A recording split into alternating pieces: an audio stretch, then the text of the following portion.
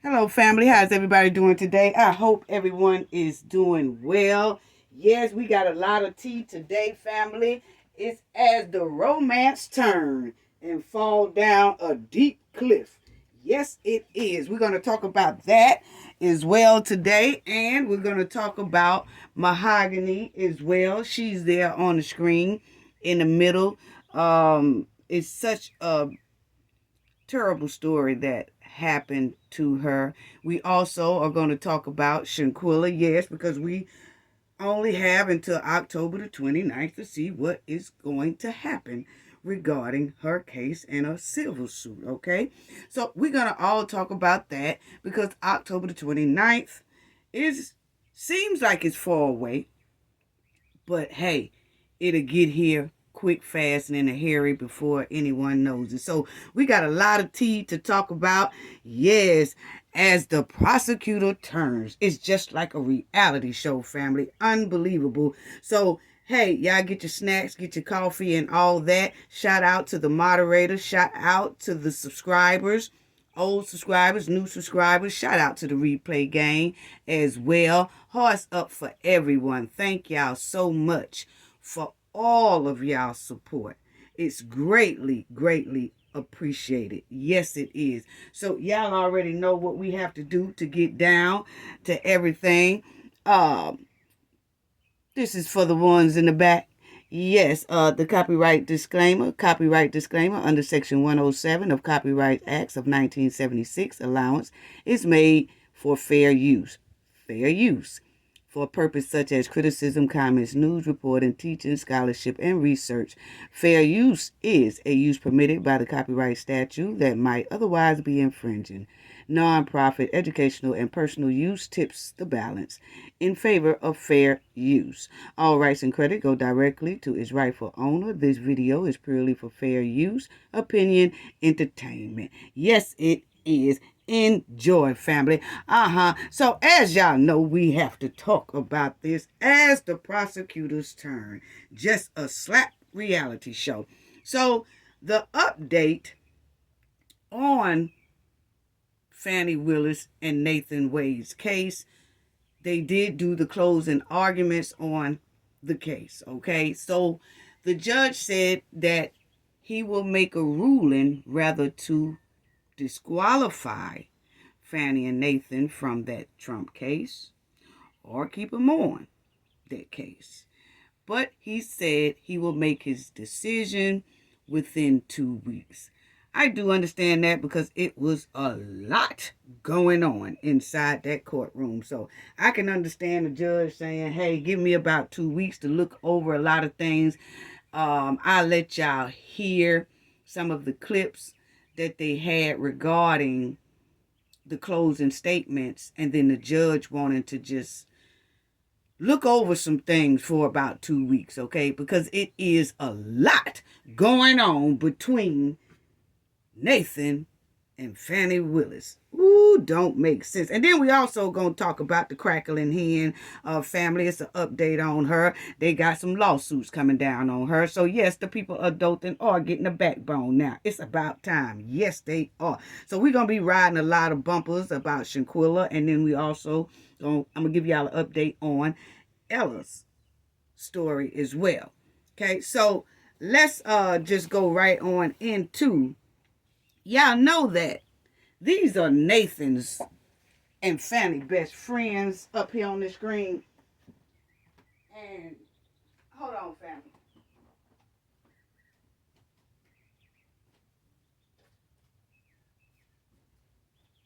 Yes, this is Nathan and Fani Willis best friends up here on the screen.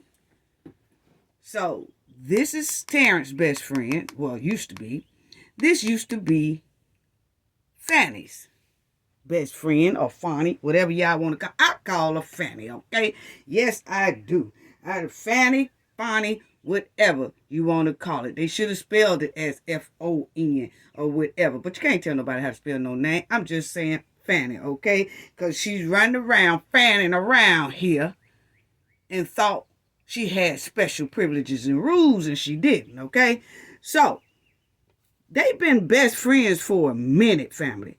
So you had Nathan, you know, his homeboy told on him and snitched on him and all that stuff right there. And then you have the female best friend that Fani was best friends with her ever since college.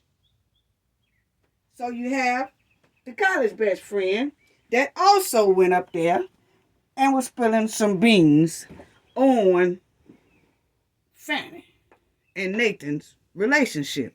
Because Fani rented this her best friend condo at one time. So let me just explain it to y'all. Okay, Fani been knowing this chick here for ever since college. And then after they left college, they didn't really see each other anymore.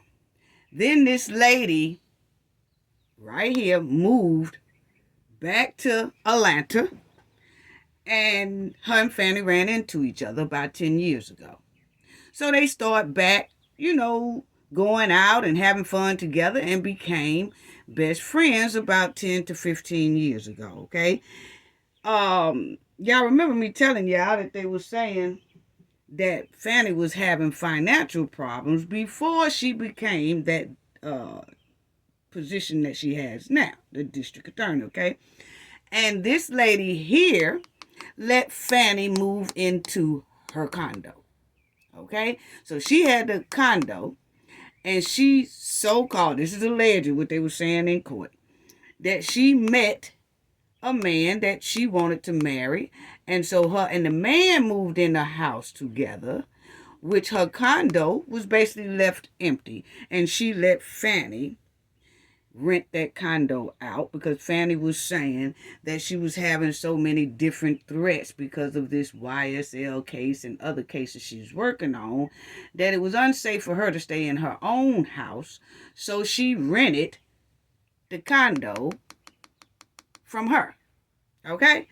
So now, the thing is, something happened between Fani and this chick here that now they are no longer friends. The same way something happened between Nathan and Terrence that they are no longer friends. So since Fani and this woman is no longer friends, that woman there decide that, hey, Trump side got in contact with her and was asking her things about do she know about Fani and their relationship and all that. And she was like, yeah, I know about it. And she told it. She said as well that Nathan was coming to that condo that she rented out to Fani before they was working on the Trump case. Okay? Allegedly, that's what they say, family, okay? So that's what she got up there and testified. She did it by, you know, the FaceTime testify. Now, but my thing is, family, why is it that Fani and Nathan's best friends are turning their back on them? So-called used to be best friends are turning their back on them and throwing Fani and Nathan, slapping that quicksand. What happened between the two best friends that they was willing to destroy Fani and Nathan's careers? Okay? It had to have been something deep. It had to be something deep. But anyway, let me let y'all hear that clip too, family, because that right there was something. Yes.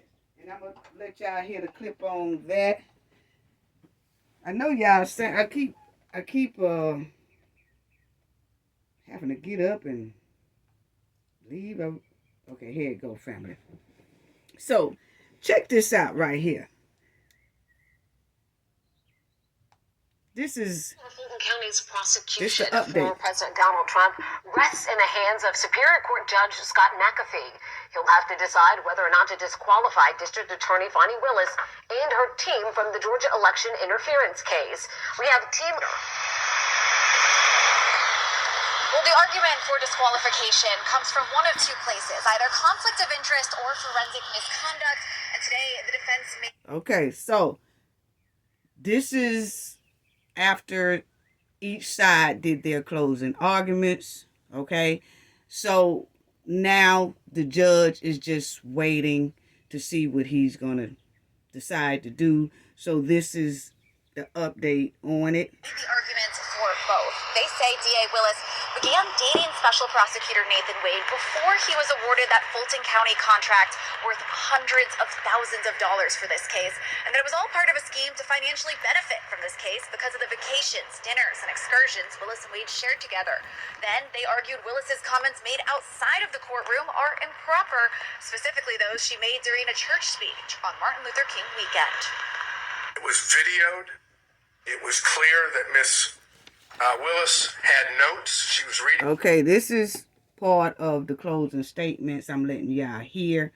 It's a clip of what her side said and a clip of what Trump's side said for closing arguments, okay? But you notice that you hear that news report saying how much Fani was paying Nathan Wade to work on this case, and they're saying because they was dating, she was giving him a whole lot more than what should have been given.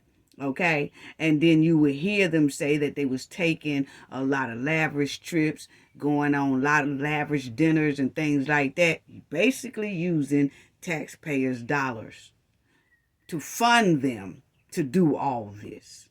Okay, that they was doing too much, basically. That's all it's given.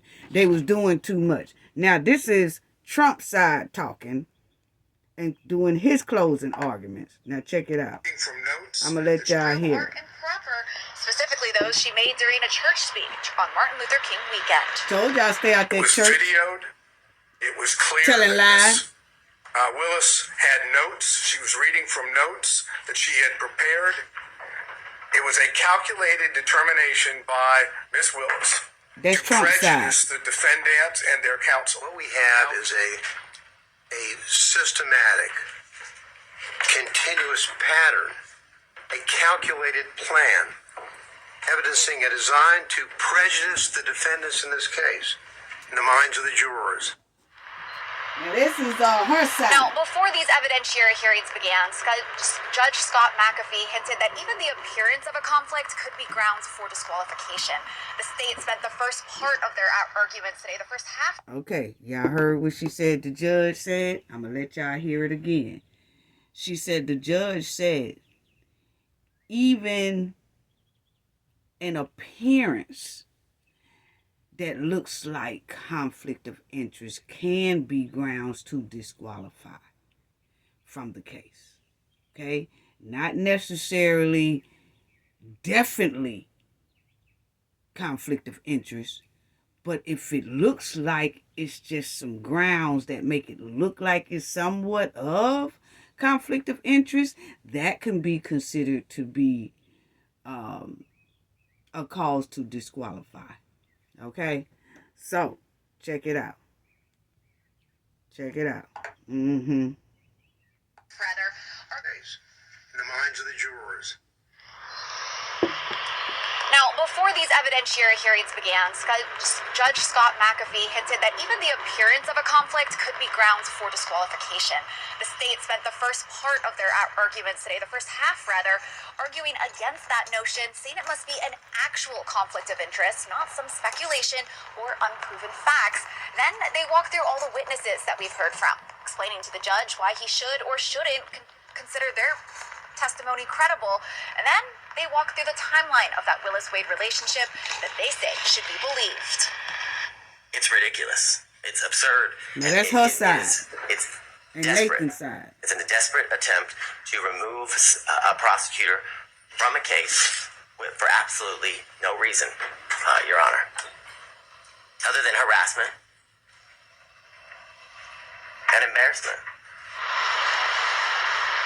And Judge Scott McAfee said there are still a few outstanding legal questions that he wants to look into before making a decision, but that he hopes to have some answers and clarity within the next 2 weeks. Okay, so that's that one. So y'all hear that he said that he needs some time to look over it and he will make a decision within the next 2 weeks.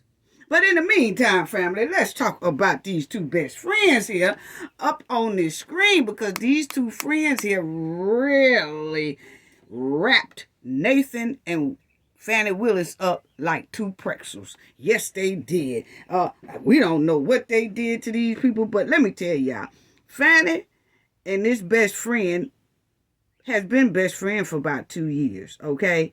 And she was telling Trump lawyer stuff too.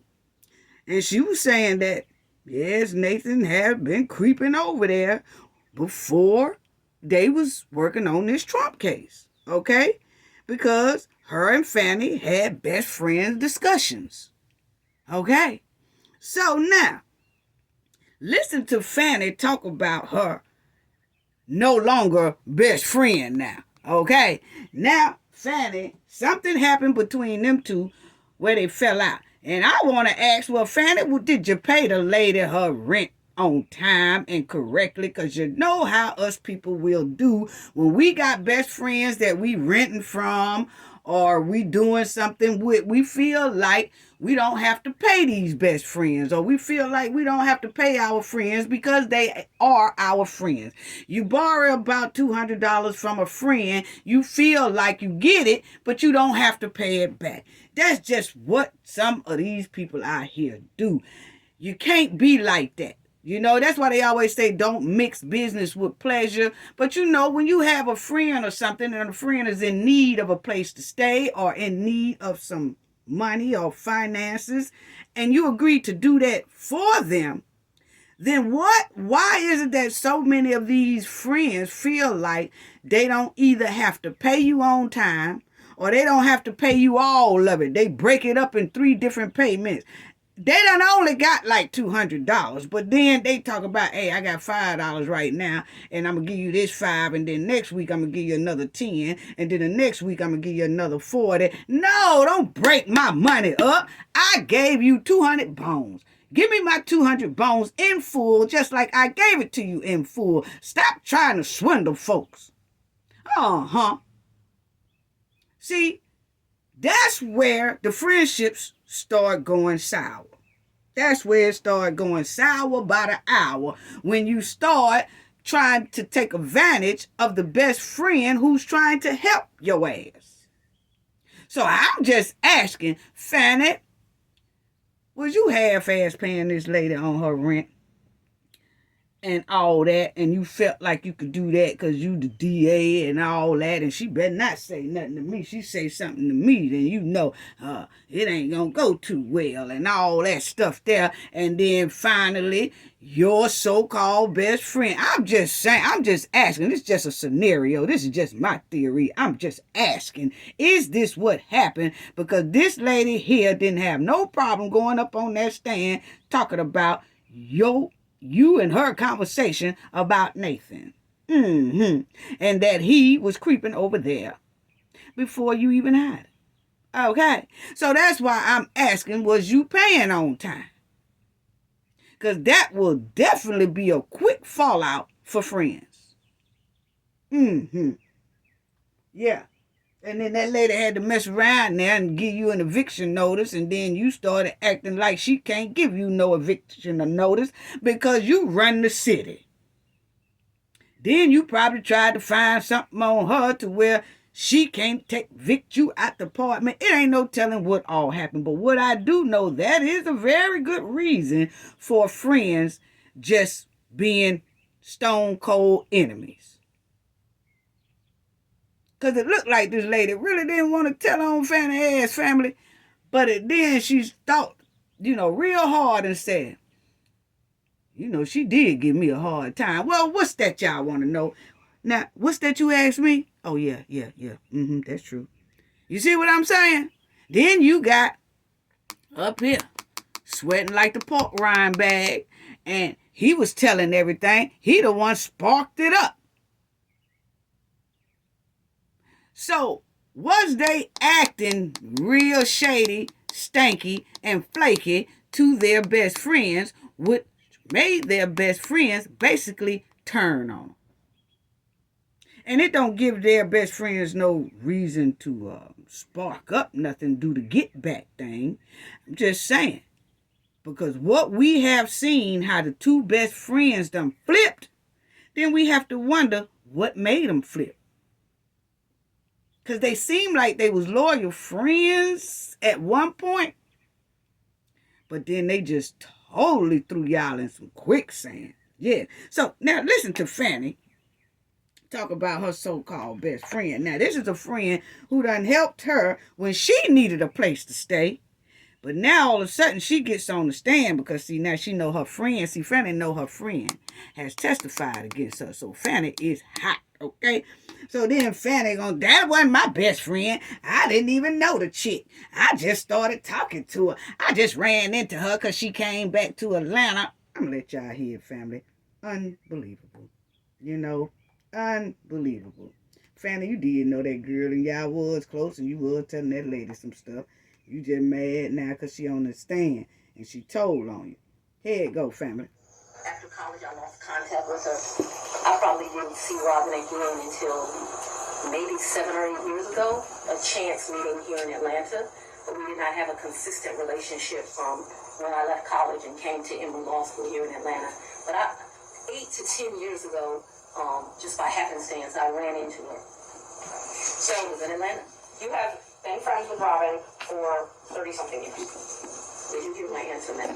Yes, and I'm asking if you've been friends with her for 30-something years. I've known her for 30-something years. We certainly hung out and partied together in college. She was from the DC area. Now, y'all heard that, family. Fani sitting up here now. That lady done told her, you know her for 30 years. You trying to act like you just started back seeing her about 10 years ago. You ain't been fooling with the lady and all that. Now you want to make it look like the lady just popped up in Atlanta and then about 10 years ago, and that's when you kind of just started talking to her. Maybe that is true, but it don't look good, Fani. It really don't, because I can see that lady.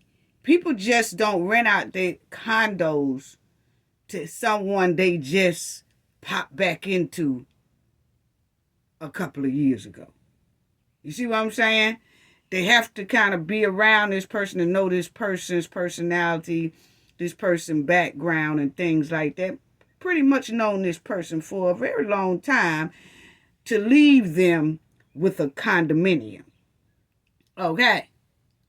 Because we all know how expensive that can be if someone tears it up or if something happens to that. And see, this lady here said she was still making her, mortgage notes on that condominium. She just let Fani pick up the notes. But Fani said, I was paying her. I didn't never directly pay the mortgage. I just gave her the money and she paid the mortgage. Okay? But the thing is, Fani trying to act like she don't know this lady. And she ain't really close to this lady. Ain't never been all that close to her. Okay? Check it out, family. Check it out what she talking about this lady. Did you hear my answer, ma'am? Yes, and I'm asking if you've been friends with her for 30-something years. I've known her for 30-something years. We certainly hung out and partied together in college. She was from the DC area. She would come home and party together. Wasn't close, but she was certainly in the girlfriends that partied together. And then, like I said, I ran into her about 10 years ago in Atlanta, Georgia. So we didn't talk throughout that time period. I didn't see her. I didn't even know where she was. When I ran into her, I was surprised she was in Atlanta. And so, yes, I have known her probably since 1990, 1991, but we have not maintained a consistent relationship that whole time. For the last 10 years or 5, whatever you'd like to classify it as, have you been friends with her? I have not spoken to Robin in over a year. I certainly do not consider her a friend now. I think that she, there was a saying, no good deed goes unpunished, and I think that she betrayed our friendship. So let's. Okay, so Fani said that she think the girl betrayed her friendship. That's not what they asked you, Fani. They asked you, were you friends with her? Fani done danced around that question, and I haven't talked to her in a couple of years. I had this and I that. No. Have you been friends with this here woman? Fani skipping around all the bushes and jumping across all the trees, okay? Now, Fani, you know that lady, okay? And y'all was friends. Y'all was friends, okay? Because she wouldn't have gave you that condo if y'all wasn't.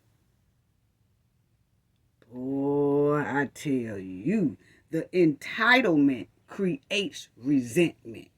See, that's why I was asking what was going on with Fani and Nate. Was they start acting high and mighty and all that, like the friends that helped them get to where they are no longer are important, okay? Because that makes friends turn too, okay? It's the entitlement that creates resentment. Because you can see right there, Fani do not want to answer that question for real. Were y'all friends? Because I can tell you right now, these best friends put Fani and Nathan blood pressure on max. Because they was telling everything. And Fani, we're going to need you to stop putting on them church shoes, going to them churches, lying to that congregation, talking about you and Nathan didn't have no type of affair. Then you turn around and say, oh yeah. Then you admit and say, yeah, we was having one. But it wasn't until after we started working on this case. Then you got text messages and phone calls and phone pings and stuff that pinpoint y'all together and all that. You know? So it's just something. Then Nathan's so-called best friend, he turns on him. Yeah. With all the juicy tea and text messages that he texting back and forth with Trump lawyer, female lawyer. Boy, I can tell y'all right now, you know, see, Terrence was quick to tell Trump lawyer, female, Caucasian woman, he was quick to tell Nathan business to her. But see, I noticed, I believe if that had been a sister, he would have cussed the sister out. Telling me, I ain't telling you nothing about Nathan business. You don't need to know nothing about Nathan business. But it's something about another ethnic group that can finesse a brother. And he go to running his doggone mouth. Not all the brothers, but some of them. The ones like Terrence. Yes, because I don't know if Terrence thought he had a shot at this woman with talking to her and having a good time with her. Or I don't know if he was trying to shoot the dude. You know, I don't know if he was trying to shoot the dozens with the lady. But my thing is, she just wanted information. She didn't want to have nothing to do with his hard back. She didn't. Okay? She just wanted information to hem up Nathan and Fani. And he fell for the okie doke. Fell right in that quicksand. So, that's what she said about her so-called best friend family. Okay? It's my understanding. Now, I want y'all to check out Nathan's best friend, who told everything. Let's check that out. Now, you see, I don't know if y'all can see it too well. Hopefully, y'all can. I switch it over for a minute. But this here is Ashley Merch, okay? I believe Terrence thought he could shoot the dozen with this lady and thought she was going to let him take her out to a little dinner or something, and it just didn't work out. You know, that's how come when he got all these text messages in his face in that courtroom, he talking about, oh, dang, up under his breath. Because he wasn't expecting for that. Okay? He thought he would be able to be left out of it, which they was trying to leave him out of it, family. But when Nathan and Fani kept on denying and denying, see, they thought Fani and Nathan will finally crack under pressure, but they really didn't crack the way they thought they would. So they brought him Terrence, the best friend, on in there, and it exposed everything. Okay? So you'll see here that Ashley said, any idea who I could get an affidavit from on this affair? On the affair? So then you will see Terrence say, no,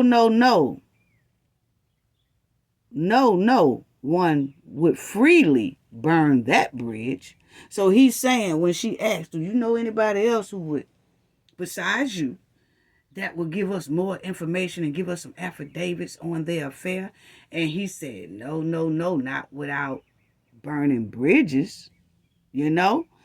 But he willing to burn bridges because, see, he hot at something him and Nathan fell out about.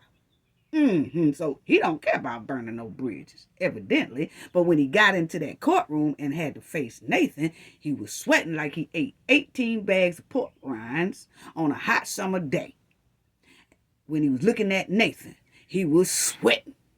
So he was concerned about burning them bridges because he was looking real scared up there. And Nathan had a look on his face that wasn't too friendly. Okay, so then he said, not without burning bridges, okay? So then you'll hear her say, if Chris was asked under oath, would he know? Now, Chris must be another best friend, a good friend of Terrence and Nathan, okay? And then you would see Terrence say, no. He said, no, Chris ain't gonna say nothing, right? And so then she says, wow. You'll see, she says, wow. Then she says, I figured he would. I didn't expect them to be so careful. She's talking about Nathan and Fani being very careful and watching their steps. Because, you know, Fani, they say they were spending a lot of cash. See, they wasn't using those credit cards that can trail and trace and stuff like that. So they was walking and stepping real carefully so that their relationship would not bring attention to the public. But Nathan is the one who alerted Trump's lawyer that there's something going on between Fani and Nathan. Okay, so you would then see Terrence say, no one knows, but he won't admit it. Say, no, he won't admit it. Basically, that Chris guy. Okay, saying that Chris guy, he ain't gonna admit nothing, honey. He ain't gonna admit nothing. And so then she says, I assume you know about the trips. Wow. She talking about the trips that Fani and Nathan was taking all over. They went to Belize. They done went all around the whole international waters damn near, okay? They was going to Florida. They was going everywhere, okay? And then she says, I was sure that you know about all the trips they took. Then she writes, insane. I'm shocked. Now, she's saying she's shocked about all the trips they was taking. Well, not really, but somewhat. That's what she's saying, right? And so now, Terrence say, no, I didn't. He said, no, he didn't know about the trips now, right? And then she says, he said, no, I didn't. When did this happen? And then she says, last trip was this summer. She talking about the last trip Nathan and Fani took was this last summer, right? Then she said, May or June. Okay? Now remind you, look at the dates on these, 1/5/24. 1/5/24. So, Terrence is still talking to this woman ever since September of last year, September 2023, all the way up to January 2024. Okay? So, he has been participating all this time still in trying to throw Nathan and Fani up under that bus. Okay, so he said he didn't know about the trips. And he said, when did this happen? She was telling him it was in May and June. And then you will see where Terrence said, no, I didn't know that, No, I didn't know. I was gone by then. So what he's talking about is he had already stopped the partnership between him and Nathan. Remember, they had that law firm together, and they was partners together. So what he is saying, oh, by that May and June, I was gone by then. Okay? So we know that Nathan and Terrence fell out before May or June. Okay? And so that's when he said that. He said, doesn't surprise me. They took many trips to Florida. Family.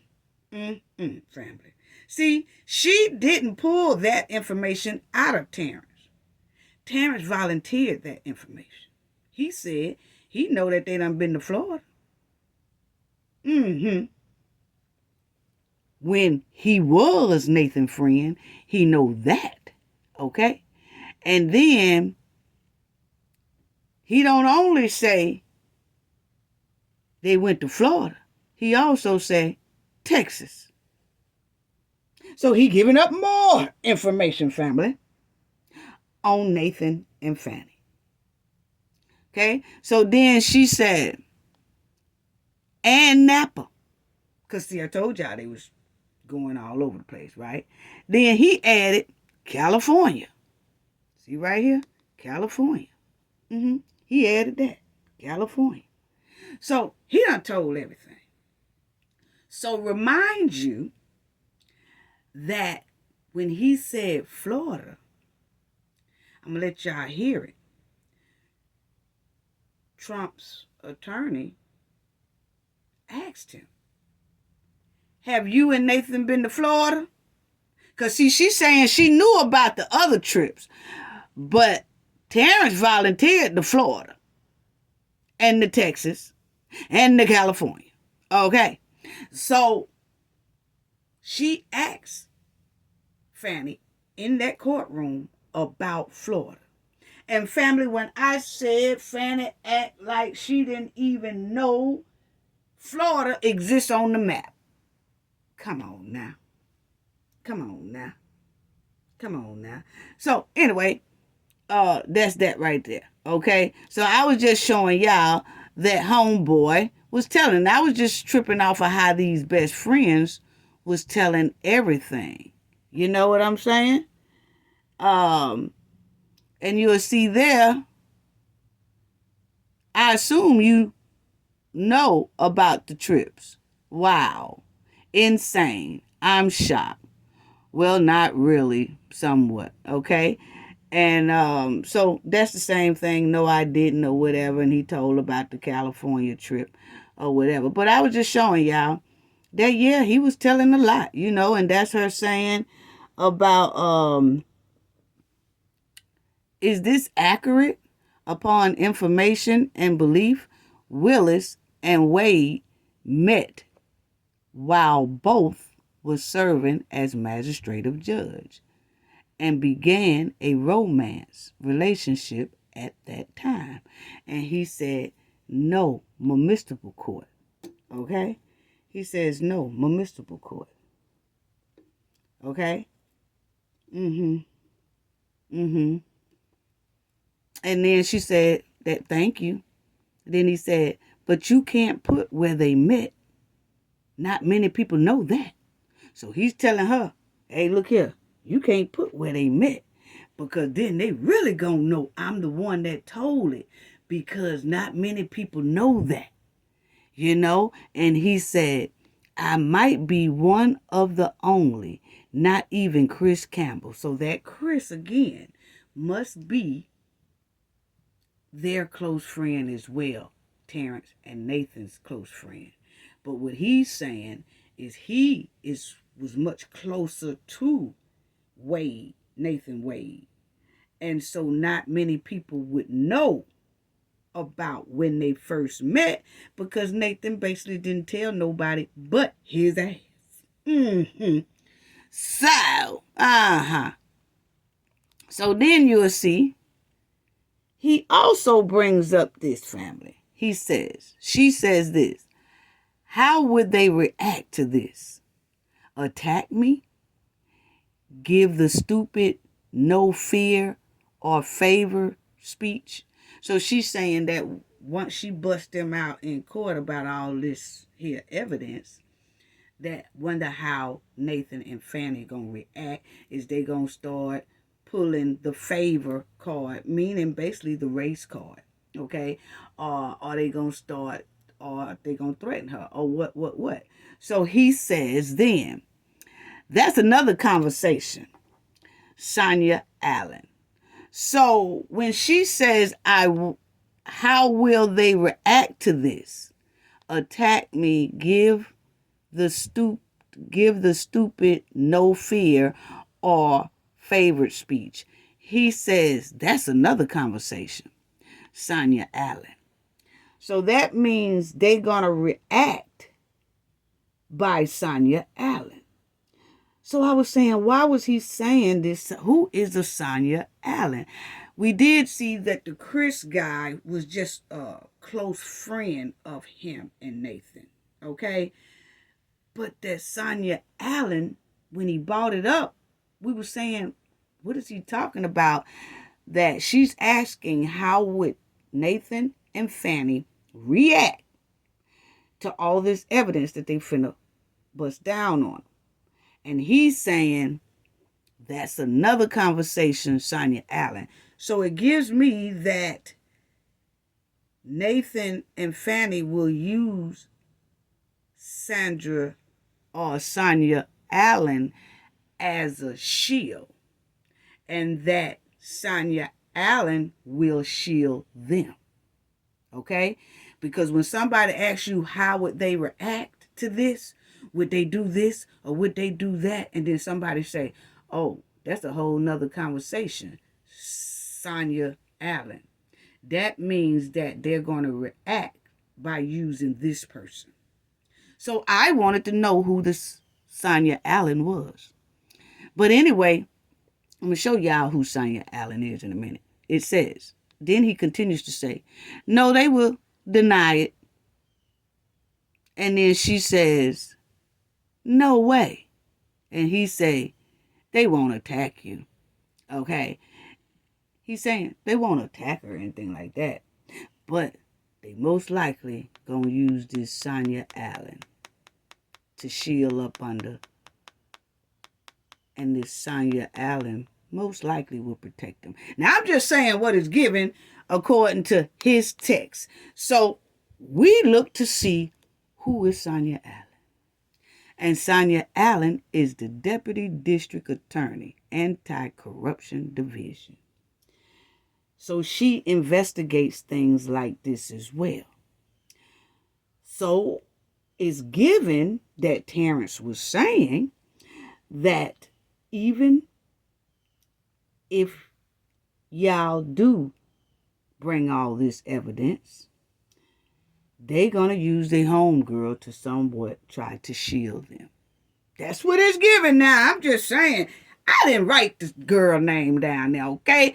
Nathan did, okay? Nathan got it right there. Sonia Allen.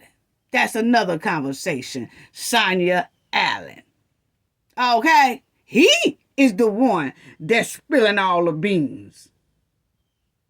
Okay? So what he's basically saying is this woman will help them if the heat gets too hot. Okay? And evidently she must be Fani's good friend as well. Okay? Because she work in the district attorney's office with Fani, whatever. Okay? So you will see. It says, Sonia Allen joined the team of the newly created Anti-Corruption Unit with the District Attorney's Office as Chief Senior Assistant District Attorney. So she's right there with Fani. As a part of the Madam District Attorney Fani Willis promised to her Constitution, this unit purpose is to evaluate issues of government corruption and law enforcement misconduct to include the election hour. So as you will see, who does it say she works with as part of Madam District Attorney Fani Willis? So see, Terrence just told it. So see, this thing here, I'm going to tell y'all, it might open up a bigger case. Because he has sat right up there in a text message. And when that woman asks, how would they react? Would they threaten me? Would they do this? Or would they play the race card? Or would they do this? He said, that's another conversation. Sonia, what? That's another conversation, Sonia Allen. Okay? So, that's all I'm saying. That's all I'm saying, family. And she works up under Fani. Wow. Wow. So like I said, these best friends are throwing them slap up under the bus. And it says right there, text shows witness readily helped build a case to disqualify Trump's prosecutors. They're talking about who? Nathan's best friend, Terrence Bradley. But then he tried to not tell the truth when he got in that courtroom and looking over there at Nathan. But he had already spilled the beans on the text message. That's why I tell people, y'all stop doing all these texts. That's one thing about it. I've noticed that a lot of people, they don't like to just talk on the telephone anymore. They like to do text messages. And they will text you 10 hours straight a day instead of just picking up the phone and calling you. And people have to understand those text messages last forever, just about. Pick up the phone and call me. Don't do all this texting. Because see, when you pick up the phone and call people, people are supposed to, it depends on which state you are in, supposed to say, hey, you are being recorded. And then if that person say, no, you can't record me, then you can't record that person. You just have to relay the message to what they said. Or if the person agree and say, I don't care, that's fine, you can record. That's why when you call most businesses, it says, this call may be recorded. It's letting you know. But a lot of people are doing text messages, and text messages will burn you up in the long run. It depends on what you're talking about. Oh, I can't stand Auntie girl. Auntie make me mad the other day. She did. Now you texting all this. And then a year later, that person you told about Auntie get mad at you and show Auntie the text message. But people just look that for some reason, people do not want to pick up the phone anymore and just have a conversation. I make people do it with me. No. We're not going to keep doing all this text stuff. Now, you know, if your kids say, hey, I'll be home in a minute, or hey, you coming by here today? I'll be like, probably, if I get off in time or if I'm doing something or whatever like that. I agree with those. But when you just want to have a whole conversation, hey, you going out tonight? Where you going? What club you going to? What meeting you going to? No. Pick up the telephone and ask me that. You see? Boy, y'all just don't know. These text messages, boy, have a full-blown conversation. And look what happened to Terrence. Yes. So like I said, he was the full-blown witness. Yes, he did. The text message revealed that Mr. Bradley, who served for a time as Mr. Wade's divorce lawyer, until the two men had a bitter fallout. We said it. Everybody feel like they had a bitter fallout. For real. Because of the way he doing. Assisted the effort to reveal the romance and provide details about it for at least 4 months.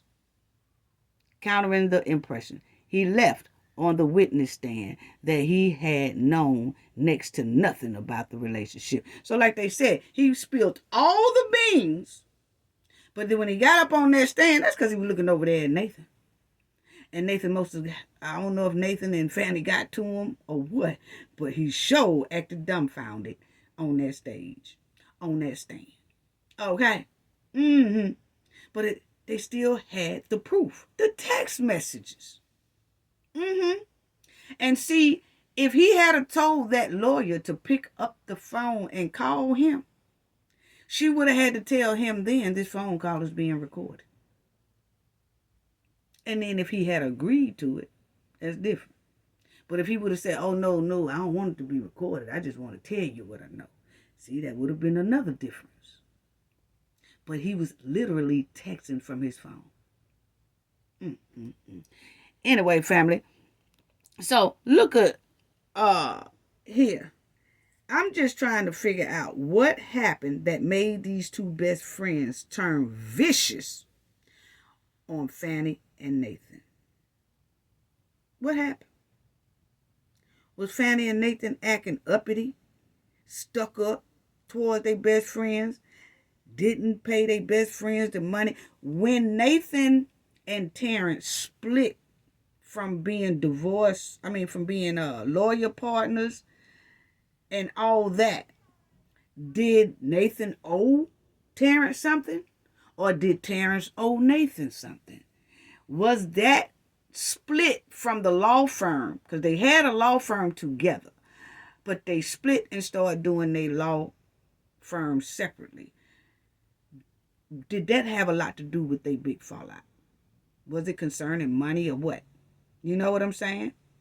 And on Fani and her best friend side, did it have something to do with that condo that she was renting out to Fani? Because they turned vicious. They really did. I mean, really. Was they acting like the best friends was beneath them? What was going on? Did they use the best friends to get where they are? And then they started acting stank towards the best friends. You know, so you just never know. So let me let y'all listen to Fani, because Fani act like she didn't know what Florida was. Up on that stand. Check this out. Mr. Wade. It was right around then. April 2020? 22. Yes, it was around there. I don't know, like, you know, it's not like when you're in grade school, you send a little letter and it says, will you be my girlfriend, and you check it. I don't know the day that we started seeing each other, but it was early 22 is my recollection. Okay, early 22. And you all went to Florida on vacation as well? I don't recall going to Florida on vacation with him. You never went to Florida with Mr. Wade? When we went to get on the cruise ship, we went to Miami. Okay. Did y'all hear that, family? That lady said, have you ever went to Florida with Mr. Wade? She said, no. I can't remember us ever going to Florida. So the lady said, so you ain't never been to Florida? Because you remember, Terrence had in the text message that they went to Florida. So the lady said, oh, so you ain't never went to Florida with Mr. Wade? She said, oh, you talking about when we got on the cruise ship? We went to Miami. Stop the press, Fani. You know Miami is Florida. Why you try to act like you didn't know nothing about Florida? See, that's what I'm talking. See, that's the type of stuff that didn't look good in that courtroom. Just go ahead and say, hell yeah, we went to Florida. And? You know? Check it out again, family. Okay. I think we went to, and you all went to Florida on vacation as well? I don't recall going to Florida on vacation with him. You never went to Florida with Mr. Wade? When we went to get on the cruise ship, we went to Miami. Okay. You went to Florida with him? I think we went to Miami and spent the night. That's my recollection. Okay, family. That's what I'm talking about right there. Okay? Fani just acts plump crazy. Like, I'm telling you, it's giving the Grey Goose. It's giving that's why you don't tell nobody what y'all drinking on. She got up there. He drank wine. I drank Grey Goose. Now people are looking very, very, very, very carefully at the actions that you're doing. Blame it on the alcohol, because that's most likely what they doing. So she act like she ain't know nothing about Florida family, and it just didn't look good at all. Fani gave herself away red-handed when she tried to act like she didn't know Miami was in Florida, giving Grey Goose vibes. And then Fani shouldn't have never told the public or the courtroom or nobody else that she drinking on that Grey Goose, because now everybody's side-eyeing her behavior even more now, trying to see if Fani was displaying drunk behavior on that stand and in that courtroom. Because see, Fani was kind of loud. She was snappy, giving that Grey Goose behavior. She was rude, giving Grey Goose behavior. Arrogant, fidgety, giving Grey Goose behavior. Eyes twitching, giving Grey Goose behavior. Bullying folks and acting a fool in that courtroom, giving Grey Goose behavior. Then Fani gonna say she took Nathan on a lavish 50th birthday trip. See, all this stuff, they already are saying half this stuff is coming from the taxpayers' dollars. And she got on that stand volunteering information that didn't need to be volunteered. Oh, I did it big for his 50th birthday, bragging. Oh, I did birthday 50 big. What? Why is you telling all these people? Did you get a swig of that Grey Goose before you got up on that doggone stand is what I'm trying to figure out. Listen to this family talking about she did 50 big. We're talking about just because he booked it doesn't mean, like, I don't consider him having taken me anyplace. Let me just be honest. The only point that's ever taken somebody someplace is for his 50th birthday. I consider that I took him to Belize. Check it out. And I took him to Belize because, I don't want to discuss his personal business, but I'm happy Mr. Wade is still here with us. And I did 50 big. Very big. She said very big. I did 50 big. Very big. Was that them folks' taxpayer dollars? That's why I said you did not have to tell them people that. Only thing that lady asked you is, did y'all go on a cruise to somewhere? And all you had to do was say, yeah, we went. And it's supposed to be silent, just like it was a second ago. Yeah, we went.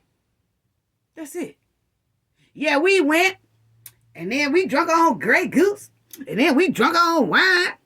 And then I did 50 big. I did 50 very big. I did it big, y'all. I did it big. What? Just diarrhea of the mouth. All that was, I did it big. Cause more eyes on you. More eyes on you. That's all it did. Now you done told these folks that you spent a lot of taxpayer dollars on Nathan's 50th birthday. Even if Fani paid for that herself, it still don't look good because that's what they're in that courtroom for. They think, first of all, it's a conflict of interest with y'all talking, and then it was a whole lot of spending going on that y'all income don't match. Y'all got like $600,000 income, but 1 or 2 trips was costing that amount. You got to know when to shut up.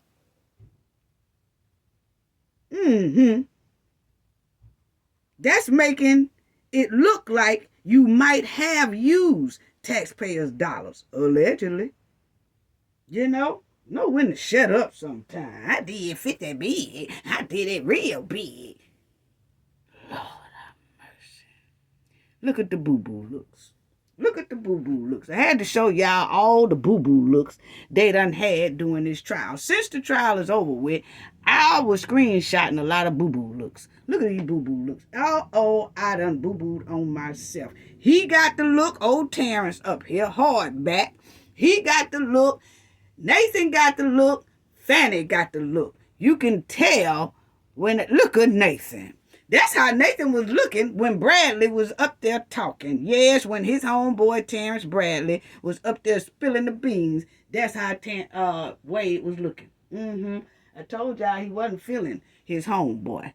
Look at that. All the boo-boo looks. Look at the boo-boo looks. Look at the boo-boo looks. Uh-oh, I done boo-booed on myself. Now everybody got the worried look. Everybody got the worried look because they don't know what's getting ready to happen, or is their income gonna go from caviar to food stamps? They don't know what the hell is finna go on now, family. They really don't. Look at this right here. The boo-boo look. The boo-boo look. Okay? Look at that. The boo-boo look. The boo-boo look. The boo-boo look. The boo-boo look. Now, see, that's when he was looking at homeboy Terrence like, I know you ain't the one that sparked this whole thing up. And like I said, Terrence was sweating. And for the first time, family, look what type of suit Nathan got on. It's dark colored like the rest of the city officials. See, family, when he was pimping and a dipping, he was wearing the pimp suits.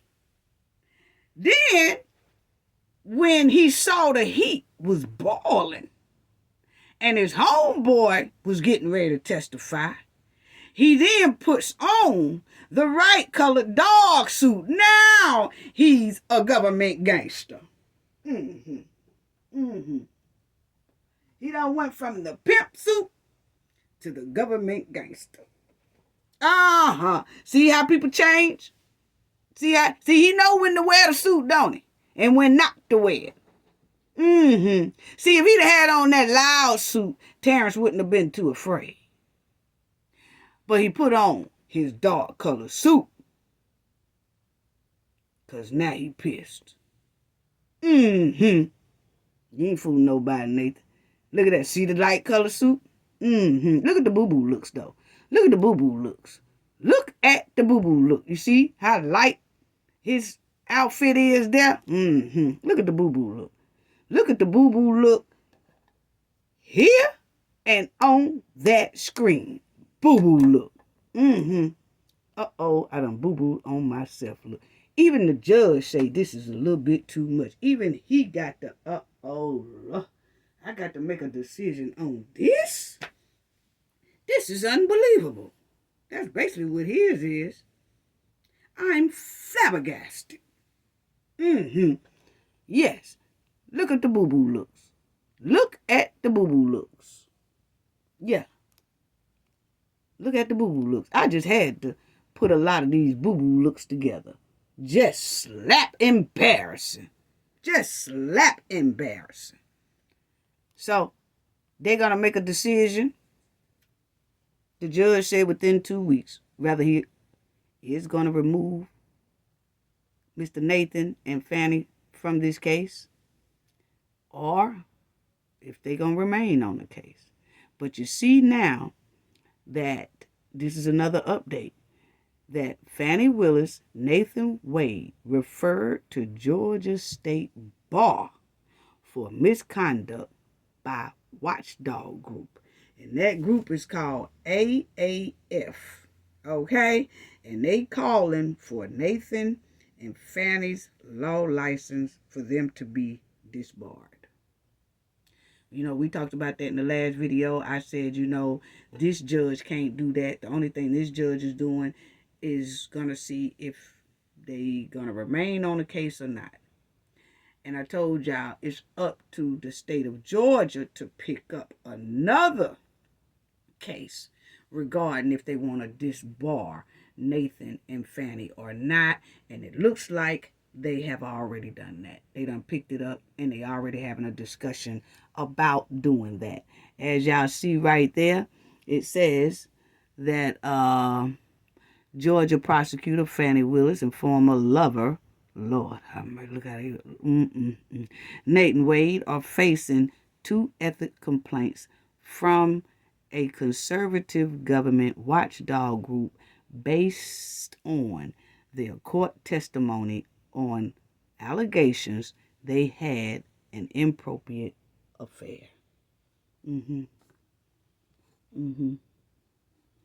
Yep. You see? Wow. Wow.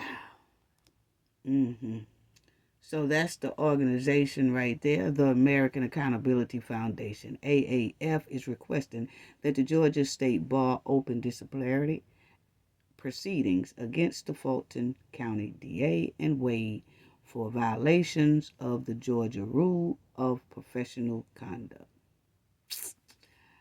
AAF is alleging Wade lied under oath about his relationship with Willis and alleging that Willis admitted to keeping campaign money for personal use on the witness stand. See what I'm saying? See, it was a lot of things that should have just been answered completely no or yes and leave it alone.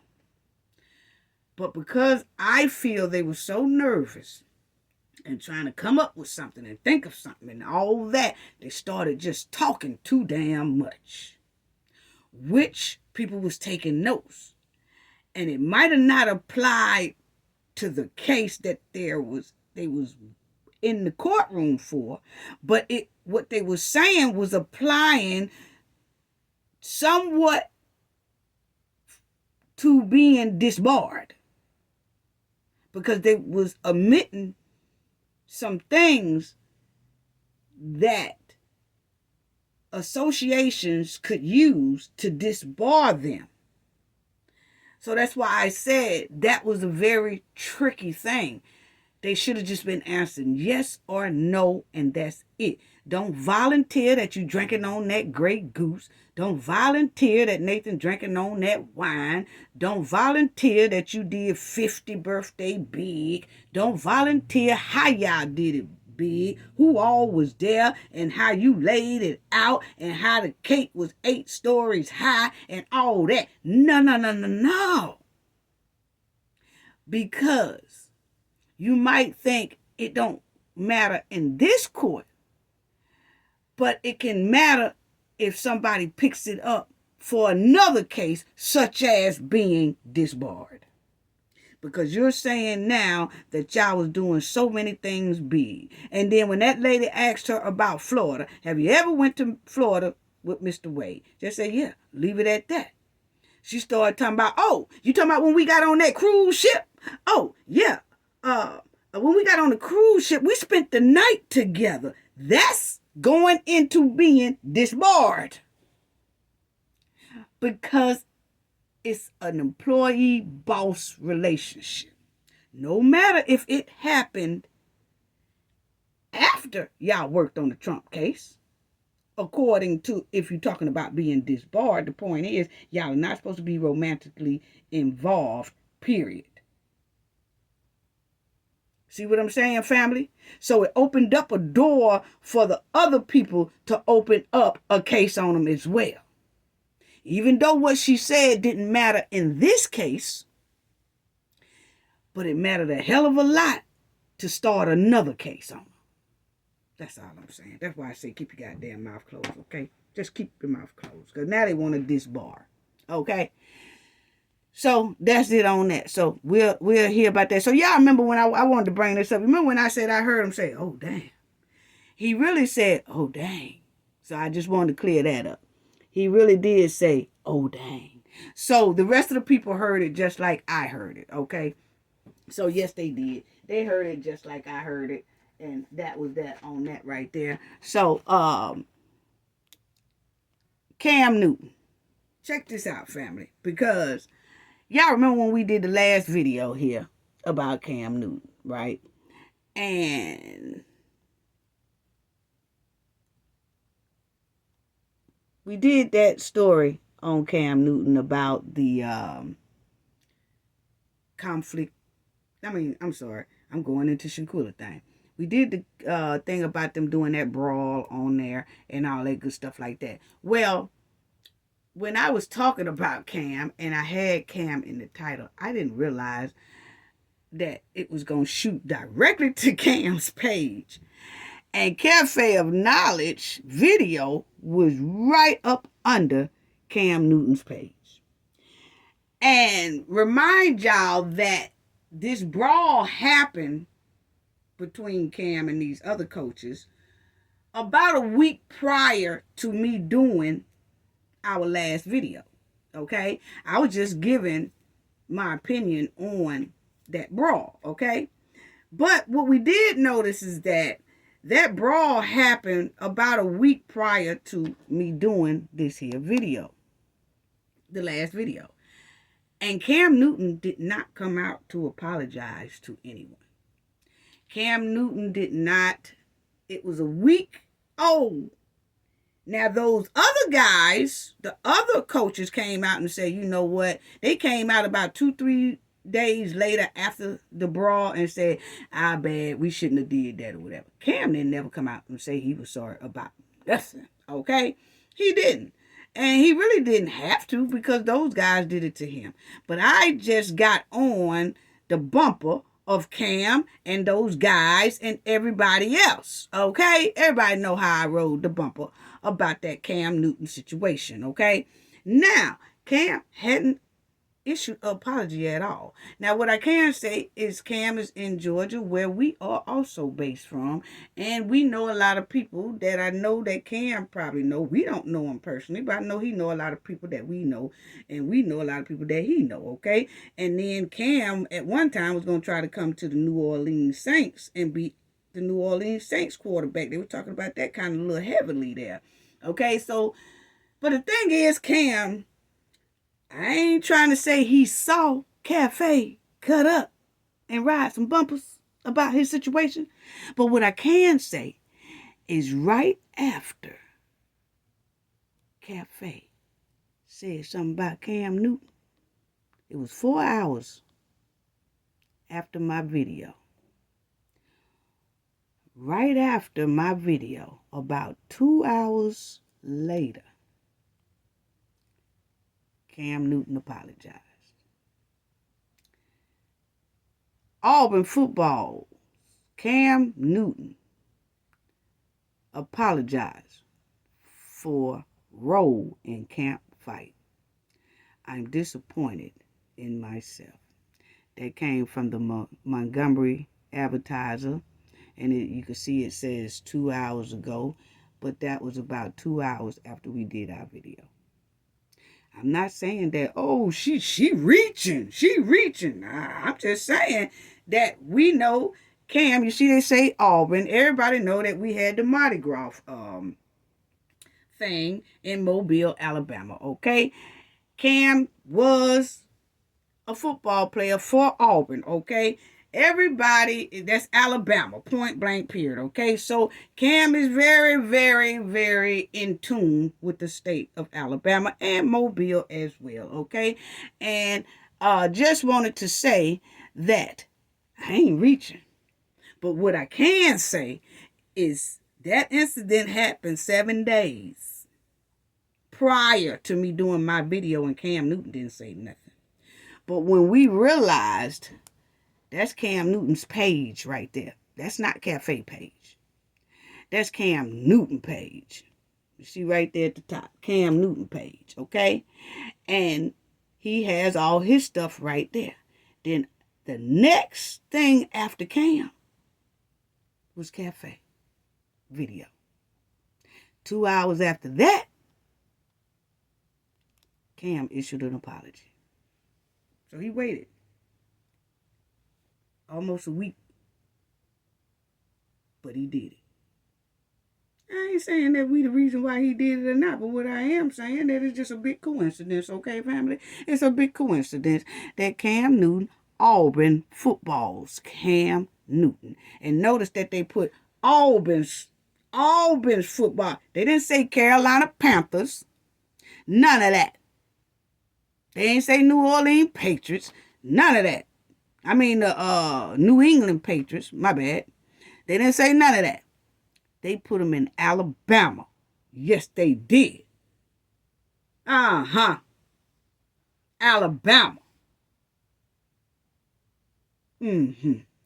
So anyway, where was the Mardi Gras at? Alabama. So anyway, let's talk about this crackling hen. I'm so tired of this cat. Oh, look. I am so tired of this chipmunk. I really am. But anyway, family, the trustees and everybody done got more of a backbone, and now they are suing her, okay? And it's another lady suing her that lost against Tiffany when she was running, when this crackling hen was running the last time. She beat out another lady. But now that lady is suing Tiffany because she said that Tiffany was defaming her and doing a whole lot of threats to her and all that stuff like that. So that lady done popped up now and is suing that mayor. Okay? And the Dothan trustee candidate who lost to her in 2023. So that's that lady there. Okay? She's suing her. Then you got these people here. Tiffany Henyard's village of Dothan sued for withholding public records. So she's been holding the city's public records because they was talking about how much she was spending, and she bought this $150,000 Tahoe truck, okay, to ride around in on the city's budget, okay, because her income don't fit that. But anyway, so now they done got the backbone, family. They done bought them overalls, evidently. And now they are suing her as well, the city, for her withholding public information about what's going on with the public's money. Okay? Yes. So this will make, so far this week, y'all see up there, it'll make her third lawsuit. So they coming down hard on her. That's all the update I wanted to show y'all. They are coming down hard on her. Yes, they are. Now, I want y'all to check this out right here because I want to talk about this. You'll see it says, in Ballin, Illinois Mayor Tiffany Hen is launching a YouTube channel. As she faces FBI probe investigations and all that. But anyway, I just want to show y'all that. Now that she know that she finna get booted up out that chair, she says she gonna start her a YouTube thing. And she gonna come and rock the YouTube world. And she gonna have so much good information. And she gonna do all this and all that. Whatever. Okay? She says it's going to be on and popping, family. And she going to have the best YouTube show there is out here. But Tiffany, I just want to tell you this, okay? Please know. Please know. You fair game when you come down here on YouTube, okay? Because this is what you do what you want to do. But like I said about Shannon Sharp and Stephen A., you're fair game, okay? Now, Tiffany, the communities around this world is not feeling you, okay? The way you did our brothers and sisters over there in Dothan, okay? I'm definitely not feeling you. Because I don't like bullies. I really don't. I don't like bullies. Say something wrong on that podcast, and you start trying to swindle folks out their money, and you start trying to bully people out their money, and you start trying to intimidate people on this here internet and all that. If you think you're going to come and start some type of internet thing and bullying the public, you got another thing coming. Because, baby, we going to be ready to open the garage door to let those bumper cars out very quickly. I'm going to tell you right now, those bumper cars will find you. Yes, it will. Don't come down here. Don't come to YouTube and all that and the other social media platforms bullying people. That's one thing. You cannot do that on YouTube. They got a button for that. They got a button for bullying, okay? Don't come bullying nobody. Our young sisters, our young brothers, our adult youngsters, none of that. Don't come down here bullying them. Don't do it. Don't do it. Don't do it. Don't come starting no mess. Please don't. And thinking that you could do the people on your podcast and the audience the way you did the people in Dothan. No, it don't work that way. We want you to talk with sense. You allowed to do whatever you want to do. We just giving you that good tea. and good advice. Just run it the proper way. Don't be trying to swindle the people out their money. Don't try to fraud people out their money. Don't try to debo people out their money. Don't try to bully nobody with all that criminal mess. Don't bring that criminal mess with you. Please don't. Or we're going to have you looking like Gabriel on Sesame Street. I done told you one time, okay? Please don't come bullying our young ladies on this internet, our young brothers on this internet. They don't need it. We don't have time for it, okay? Please don't.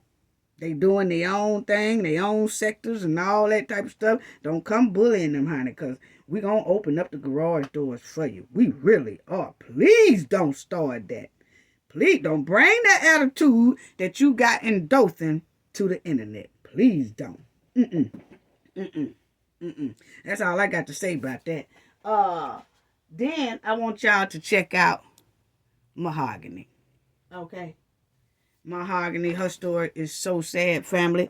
I want y'all to check this out. But she is an Alabama woman in Birmingham, Alabama.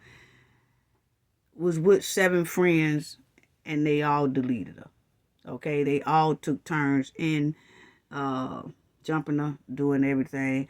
I guess instead of the, we got the Cowboy 7, we got the Cowboy 6, we got the Birmingham 7. Okay, the Birmingham 7. That's what I'm going to have to start calling them. The Birmingham 7. They deleted this young lady.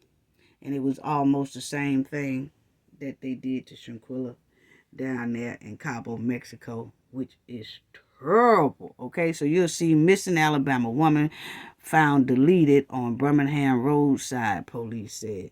Now, there is a video out here of, they was in a room, family, and these 7 savages recorded this room with Mahogany in there. And they was getting on her about something. Didn't you do this or did you do that or something like that, right? She's trying to explain herself, and then they show them attacking her and things like that. All of that is on video. Of course, we can't show that, okay? But I did see a clip of them, like, all I'm saying is, did you say this? Did you say this to somebody else? Or did you do this with somebody else? Or did you? It's just a bunch of mess. It was very, very petty and childish, whatever the argument was, okay? And you had 7 of them in the room with Mahogany, okay? And you could tell she was looking scared, very scared and timid, okay? And they were showing like them jumping on her or whatever, just like the Shanquilla Robinson tape, okay? It was terrible. It was terrible. But she wound up deceased, okay? So you'll see. This was in Birmingham, Alabama. And you see it says, 7 charged with deletion in death of Alabama woman held hostage. She was held hostage. They held her hostage. These are the savages who held her hostage and deleted her. And when you hear the story, family, whoo, out of control. Heartbreaking. But anyway, that's them.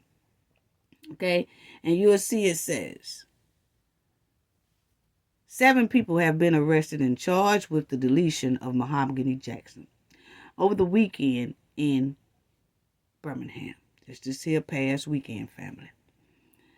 The news was announced during a press conference held by the Birmingham Police Department Wednesday night. The following 7 suspects were charged in the case. Okay. Police have charged 7 people in the kidnap, assault, sodomy, and deletion of a young Jasper woman in what Birmingham Police Chief Scott Thurman called a deplorable and sickening case. Family, when I say he ain't lying, he ain't lying. They tortured this woman. Torture is not even a word compared to what these here 7 did to Mahogany. Unbelievable. You will see it says, that's them. I'm going to let y'all see their face a little bit, but that's them. Deplorable and sickening is not even a word. They tortured this woman. They beat this woman. They did the R word to this woman. Not only the men, but one of the chicks too.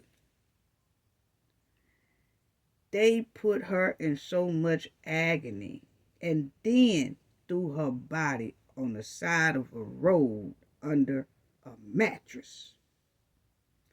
Terrible.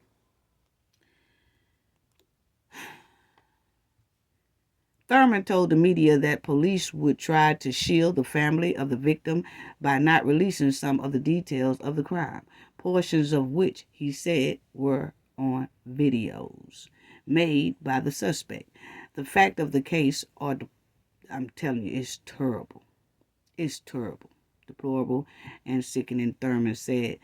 Saddest of all, they were all made public by the suspect's division to videotape portions of this act. So they videotaped a lot of Mahogany's torture. Same way they did with Capo 6 did with Shanquilla. How they showed the tape of Shanquilla being brutally deleted. That's what they did as well. They did the video and showed everybody on their social media how they beat Mahogany. And then they tortured her. Okay. Terrible. So they have obtained arrest for 7 suspects in connection with the deletion of 20-year-old Mahogany Jackson. On Monday, February 26, 2024, Jackson was discovered powwowed and deleted in the 1700 block of Laurel Avenue. According to the Thurman family members told police that Jackson sent a text on Sunday, the day she was reported missing. Now, Mahogany she sent a text to her family and told them that she was in danger of being kidnapped. You'll see, Mahogany sent a text to a family member that she had been kidnapped. Okay? Officers responded to an apartment complex on Sunday night, but were unable to locate Jackson. Thurman said a witness who was not a suspect led police to Jackson's body earlier the next day. At approximately 2:19 a.m. on Monday, police located a deceased person on the side of the road at 17th Street Southwest. Officers found the Jackson lying unresponsive on the side of the road, suffering from an apparent pow wound. Birmingham Fire and Rescue Service arrived on the scene and pronounced her deceased, while police believe Jackson was moved to different locations. She was moved to different locations, family. Not just from that apartment they had her in to the spot they dumped her off at, but from the apartment to somewhere else, and then to somewhere else, and then to somewhere else. Come on now. He could not say how long she endured the ordeal before she was deleted. What he mean by he can't say how long she went through the torture before she was deleted. But what we can say is they said Sunday she sent the text and said she was being kidnapped and being held against her will. And she was scared. Okay? And after that, nothing. So if that was on a Sunday, and then they say they found her on a Monday evening or Monday 2-something o'clock in the morning or Tuesday, then that means she's endured torture and all that for at least a whole day. Whew. It's harmful to know that 7 people could participate in such a vile act, Thurman said. This is one of the most horrendous acts that I've ever seen. in my career. So he's saying it was terrible, family. And I've had some friends, y'all know, my stomping ground is Louisiana, Atlanta, and Alabama, and Florida. And I'm going to tell you, we had some friends that say unbelievable, that said that this young lady here, the way these 7 did her was like, they was shocked. Even though they know different things happened, they were shocked. They said this was terrible. Yeah. And it says that the police credits the community for even leading them this far so that they were able to find Mahogany. You know, so they say it took the participation of the community to, you know, to find her body and everything. So you have these youngsters, as you can see, Mahogany, deletion people, they are in custody, okay? And they were caught within 48 hours of the investigation, okay? I don't know what was on their mind. You know, they say in Birmingham, Alabama, I done told the parents and everybody else in the state of Alabama, y'all better start talking to your kids because that Governor Ivory do not play. She do not play about them women and children in the state of Alabama. You have to understand, she's a female herself. So they stunk hard. I don't know. I'm going to tell you, talk to your kids because they're not seeing the light of day anymore. They're not giving all these bargain chips out no more. They throwing away the key on y'all youngsters' butt. Even if they do something major before the age of 18 and they consider a minor, they starting to charge them as adults. They don't care nothing about none of that. It's in the law. A lot of people just don't want to read. Why y'all don't want to read and go look at your Alabama law for criminals and crimes? They think it's a joke. They think it's a joke. But anyway, you can see, you got 7 young brothers and sisters will be gone for life. I tell you right now, they're gone for life. Y'all better read the books of Alabama. Okay? You got one named Clapp, last name Clapp, 23. Then you got the other one, 25. Then you got the Green, 25. Then you got the Lewis, 25. Then you got the Harrison, 25. 23, 25, 25, 25, life gone. And that's what they gonna get. Life. 23, and then you got one 18, and then you got the other one 24. Come on now. Come on now. What's really going on? What's really going on? Destroyed their life. They will never see the light of day. I can guarantee y'all that. All you got to do is read the law books. The law book tell you just clearly. Don't nobody want to take time to do that, though. But then they're going to cry and holler about, oh, they got life. Okay. You see, Thurman said all suspects are in custody of the Jefferson jail where they are being held without bond. Ain't no bond. Ain't no bond. And they got them on capital. And they got them on capital murder. They caught them within 48 hours, though. I'm trying to tell you, Alabama law enforcement ain't playing with you. They ain't playing with you. Well, anyway, all of them are looking at least 30 to life. You know, and I believe it's going to be life. But it's going to be about 30 to life. Alabama lawsuit, they laws are just so strict. And that Governor Ivory is strict on them laws. And those police forces in the state of Alabama going to throw the book at these here. You know? Y'all keep thinking it's a game. Keep thinking it's a game. That's all over these United States. It's a lot of states don't play. It's a lot of states don't play. Every state ain't got stink like North Carolina. DOJs up there. They don't let crime slide like the DOJs in North Carolina. No, they don't. They don't do conflict of interest and corruption. See, that's when you know it's some stank. Because if Alabama can hem these right here up, I don't care if they had did this to her over there across the waters in Mexico. They still would have went down if they'd have ran back off in Alabama. They still would have been hemmed up. It's in their law.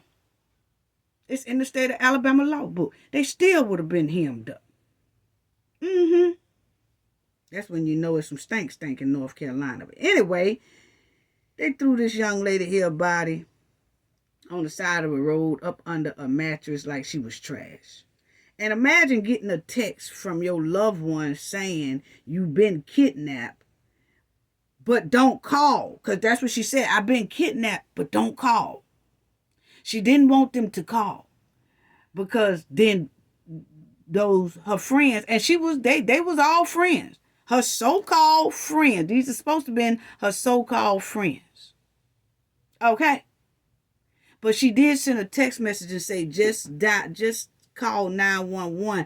Don't call me back. You know? So let me let y'all hear that story. That is so sad. That is so sad. So sad. So sad of how they did this young lady. I'm going to tell you, I was very, very shocked. I just couldn't believe that they did all this.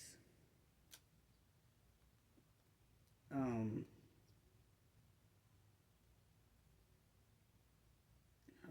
family. Here it is right here. This is, Suspects have been arrested and charged in the kidnapping, sexual assault, and murder of 20-year-old Mahogany Jackson. In a news conference Wednesday, Birmingham Police Chief Scott Berman provides details in the homicide investigation of Mahogany Jackson. We have determined that Mahogany was a victim of sexual assault with murder and kidnapping. Jackson's mother received urgent messages from her asking her to call the cops, saying she'd been kidnapped. Sunday morning, Mahogany Jackson was reported missing. Monday, her body was found, shot to death. The facts of this case are deplorable and sickening.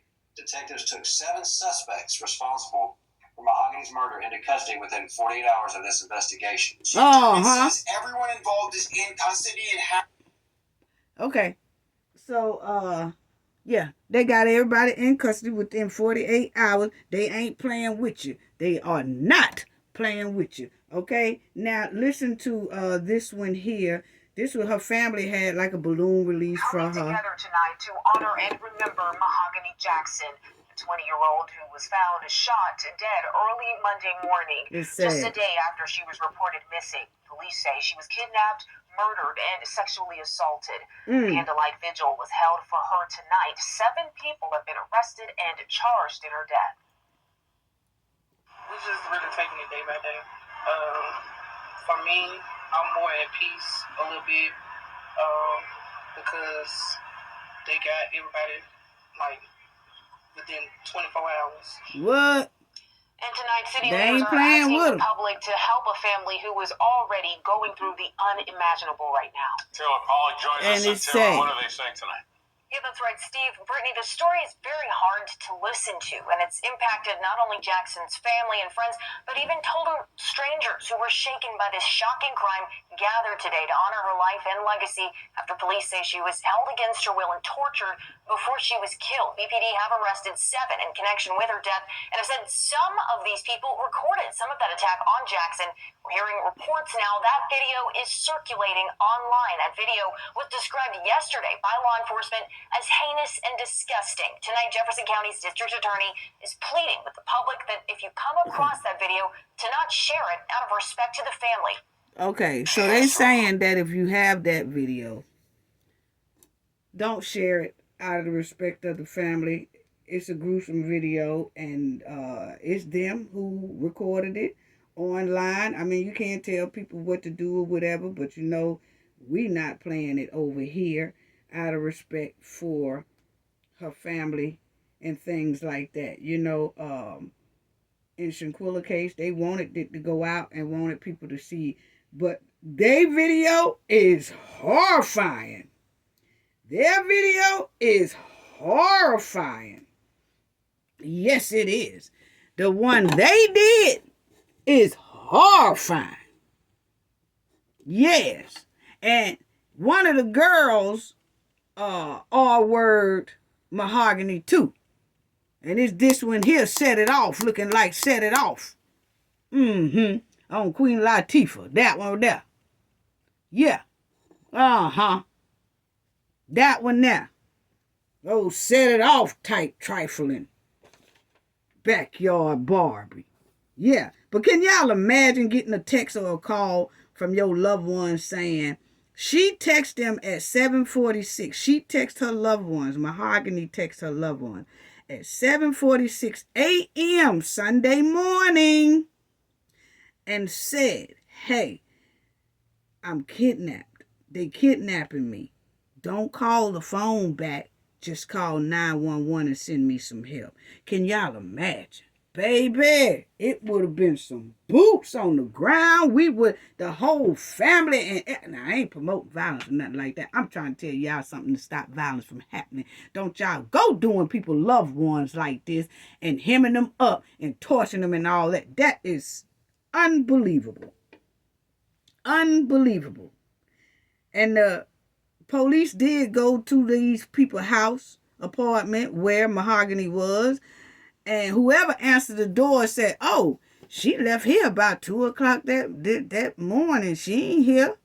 She been gone from here. How has she been gone from there at 2 o'clock a.m. when she sent the text at 7:46 a.m. saying she was there? So now, did the police do a search when they went? Most likely they did, and she wasn't there. But they probably, that's when they said they believe that they had moved her from different locations. Like they started off at that one apartment, one of these folks' apartment. And then they say, well, let's move her. Let's take her to my house, to my apartment. And then somebody else said, let's take her to my apartment. And then after that, they dumped her on the side of the road. Up under a mattress.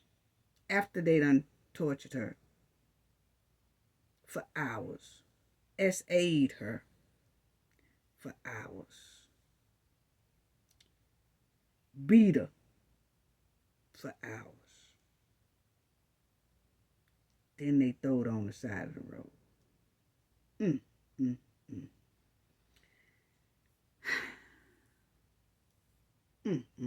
Under a mattress, like she was just trash. One of the females has that sodomy charge just like the guys. Okay? One of them have them just like the guys, meaning that she did the same thing to Mahogany as the guys did. And they say when you say it was a brutal thing, family, it was. It was brutal. Brutal. And the way they tortured her was brutal. And the way they beat her was brutal.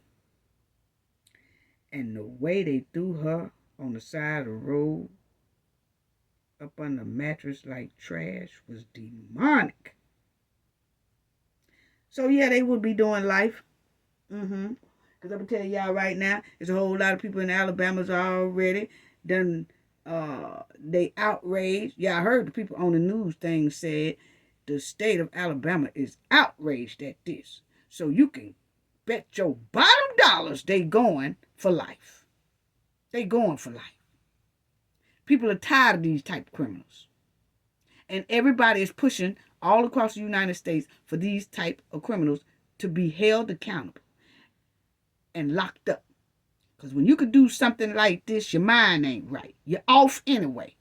You're off. You got a demonic soul. You're not fit to be with the public. You're not fit to be with society.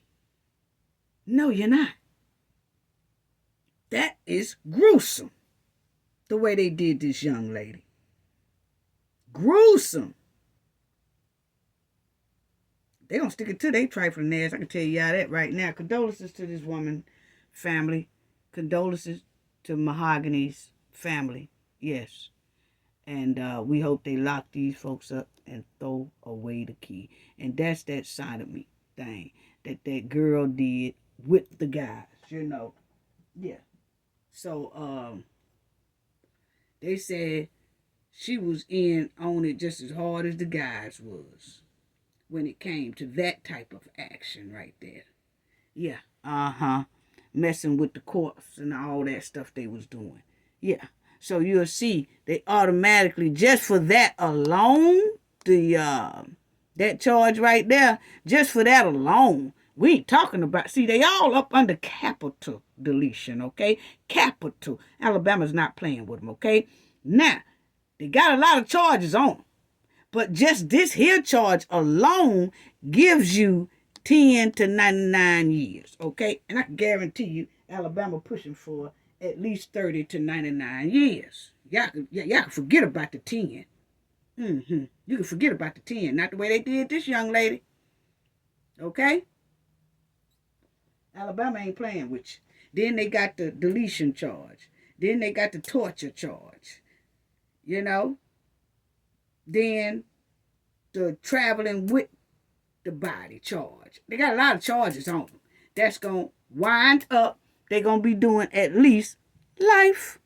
Yeah. So, let's go on to this right here. Condolences to baby girl family.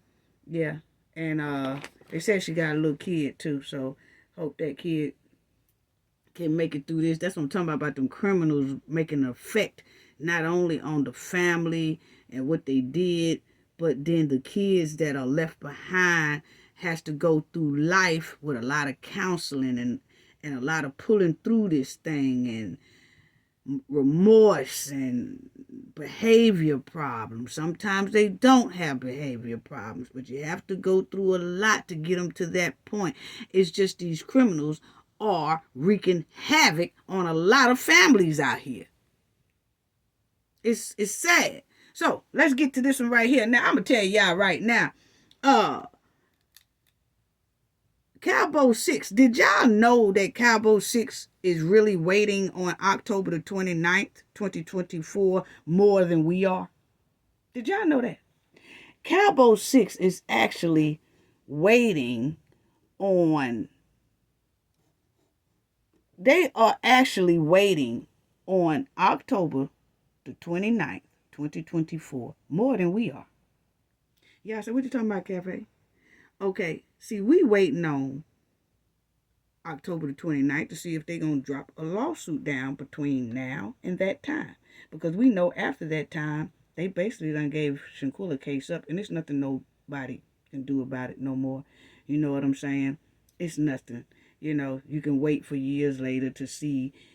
It's not a statute of limitation on deletion, you know, but you just never know. It just might be a cold case until years down the line.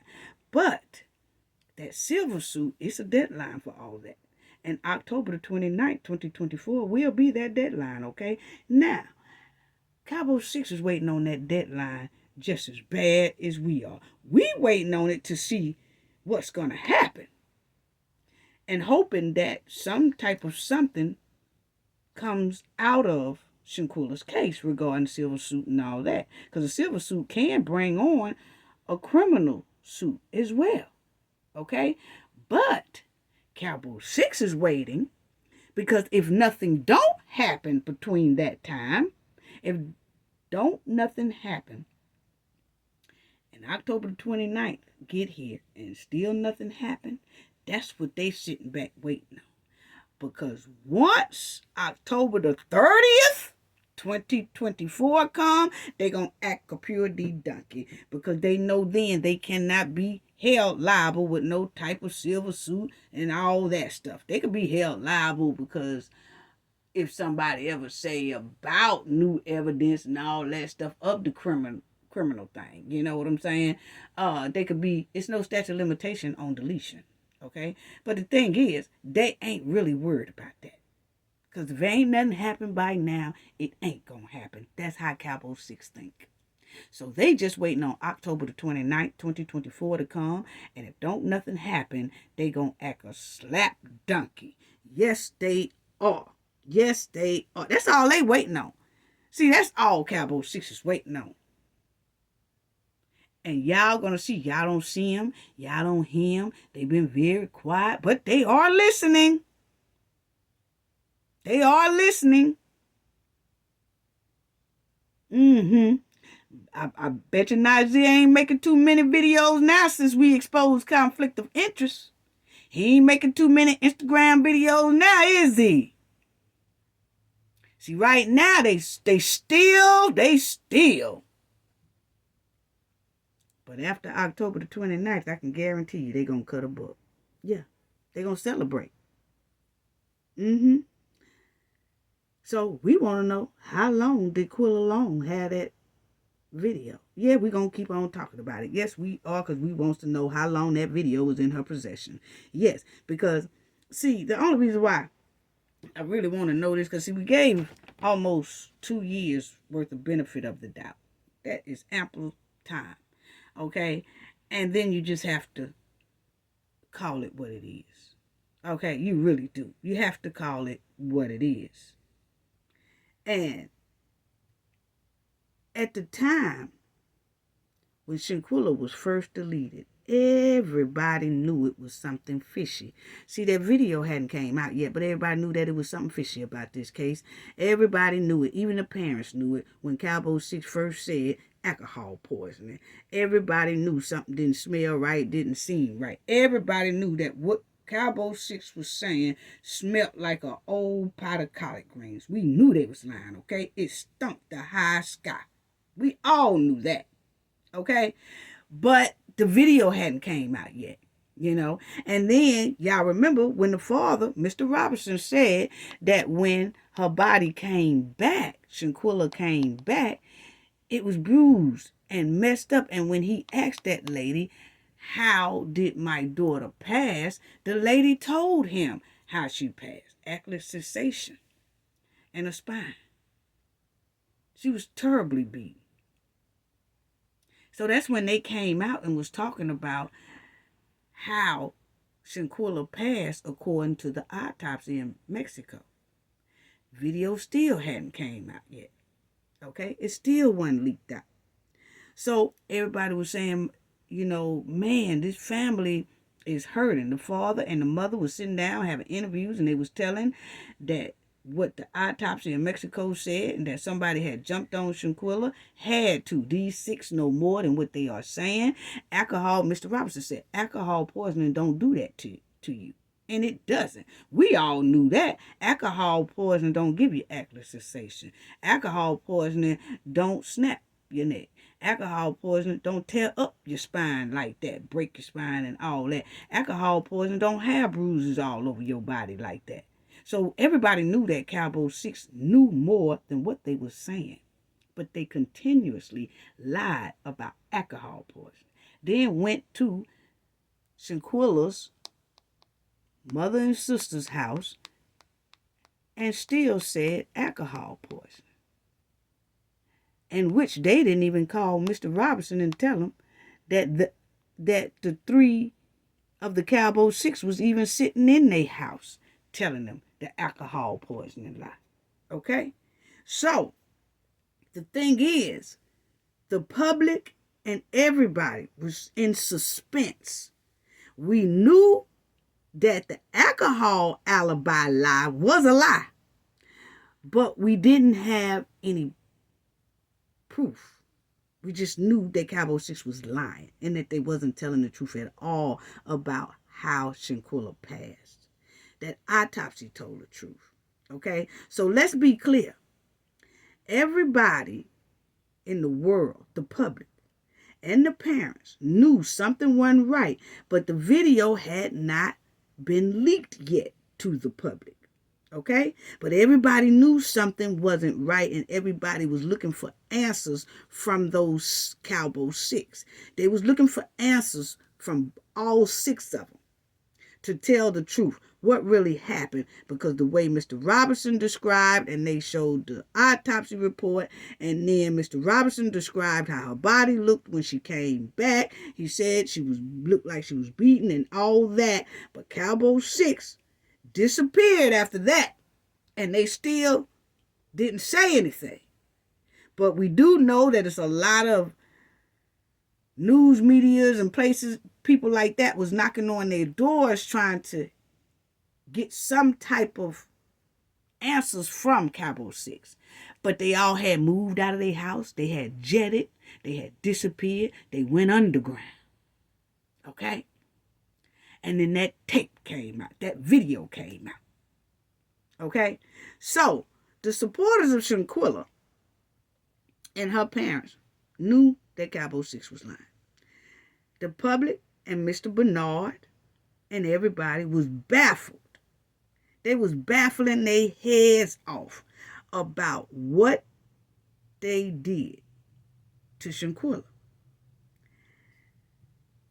He said alcohol poisoning didn't do this. You know, we all knew that. Now, if you know that people are asking this major question, what happened to this young lady down there in Cabo, Mexico? Everybody's asking that question, asking that question, asking that question, asking that question. The father's asking that question. The mother, everybody's asking that question. But the question that everybody is asking,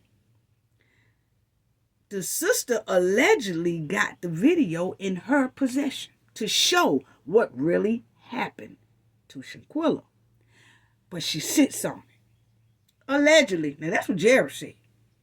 And if it ain't true, come out and debunk Jared. You know? Allegedly. So,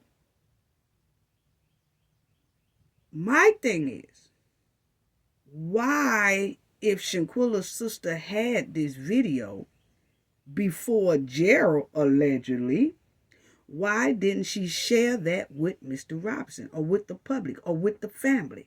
Do y'all know if somebody send you a video of your family member like that, you gonna show everybody in the family, hey, look here, y'all, it's time to strap up y'all boots. It's time to hell to the no. This right here, what? The whole family gonna look at it. We getting boots together, everybody getting together, we making plans together, and then we gonna send it to the media, but our boots gonna be hard, rocking and knocking at the same time. So I'm just saying, why that type of reaction didn't come across Quilla's mind when she had that videotape and received that videotape. Why her reaction wasn't like a loved one reaction should have been, allegedly, if she had the video. Why it was so nonchalant? Because Gerald clearly said when he said, hey, I got that video about you. Oh, I already got that. Huh? When? When you get that? So, if this is true, why did she sit on it and then say anything? She knew the public and Shanquilla's father was already trying to figure out what happened. Why didn't she show the public what happened? Gerald did. You know? Now, people might say, oh, she probably was grieving at the time. Like I said, if something happened to our loved one, yes, we're going to be grieving just like her. But if somebody shoot us a videotape of that right there, to somebody in our family, you better know that person is going to be grieving, but showing everybody in our family that too, because it's time to put on our boots. And it's time to let the public know what really happened. Because at the time, the public was behind them very, very hard, stomping hard. You know what I'm saying? So that's all I'm saying. Y'all can miss me with that. Because if a person know that the world is trying to figure out what happened to their loved one, and they got the answer to that in their hands, allegedly, why not have a sense of urgency to get that out there for their loved one, to make sure that their family get justice and whoever did that to them get held accountable for it? Why is that? Because, see, most family members would have looked at that video and just went haywire and crazy. They would have went haywire and crazy about that right there. You know what I'm saying? They would have. They'd have showed everybody in the family and the news people. Most families would have suited up, booted up behind that video. Not be silent about the video. Now, understand me, I ain't promoting violence. I'm just telling y'all what the average family would have been acting like. Okay, mine, of course. I can only speak for that. But once again, if this is true, that Shanquilla's sister had this video first, why didn't she tell Mr. Bernard or tell someone else in their family? Okay, if you don't like Mr. Bernard and all that, give it to Mr. Bernard's brother. If you don't like Mr. Bernard and all that, give it to Mr. Bernard's mother. His mother is still living. So why did she just hold that video and not say nothing, allegedly? Why is that? If it's true, who sent it to Shanquilla's sister? Who sent it? If it's true, who sent it to her? What day did she get it? Like I said, what day did she get the video? What time did she get the video? How long did Quilla have the video?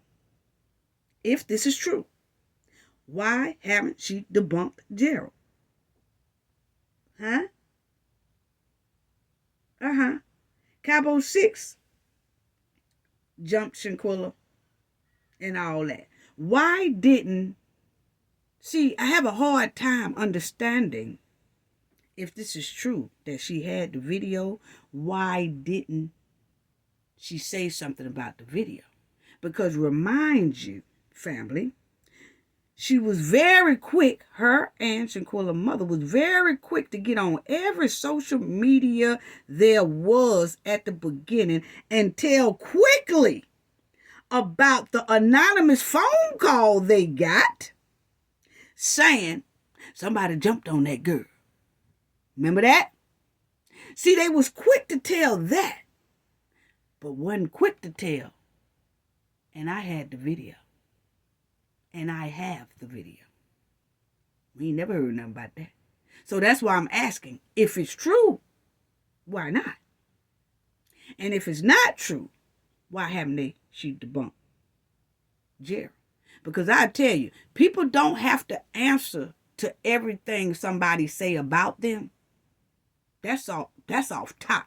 Don't nobody have to answer to everything somebody writes about them.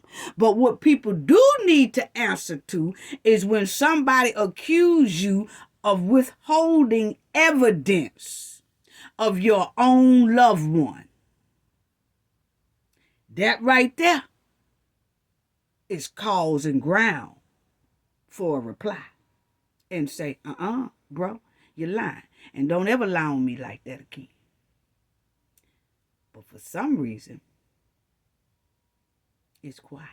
Never wanted to debunk that.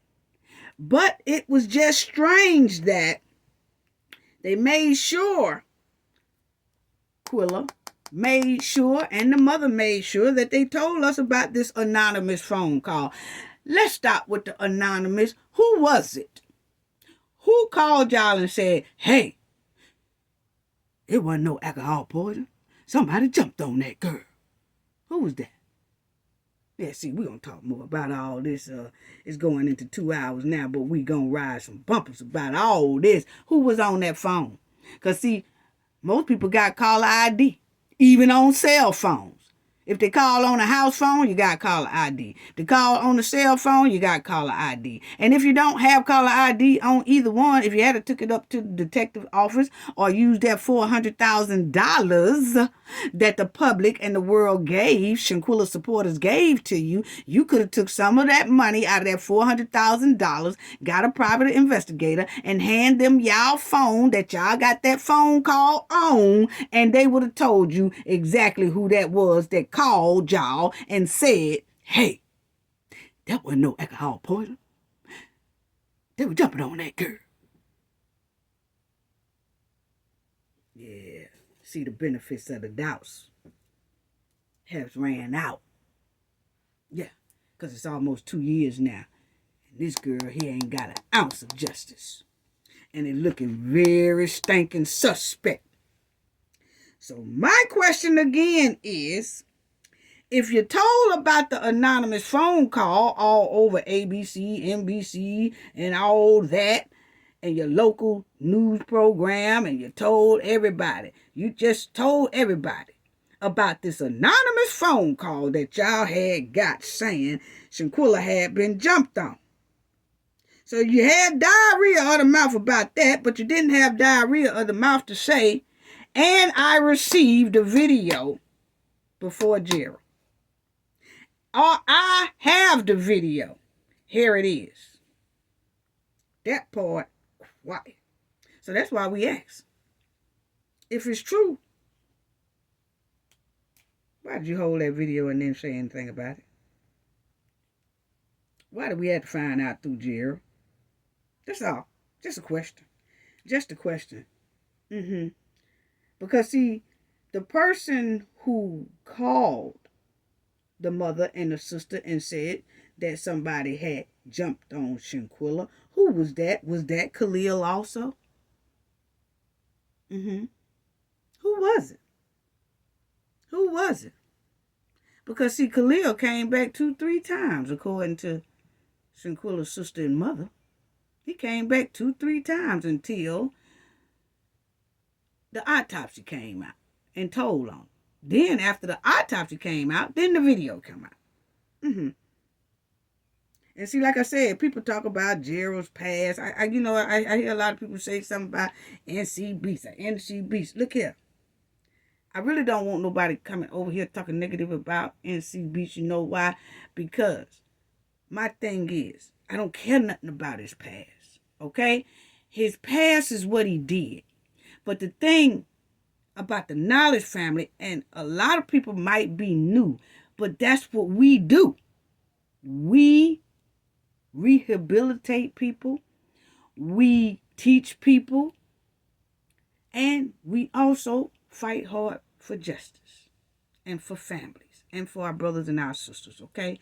So whatever Gerald did in his past, and he got a record behind him, the thing is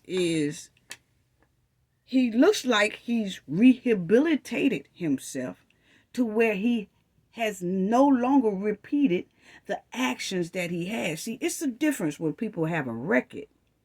And a lot of people have records that come out and they change their ways and they do for the better.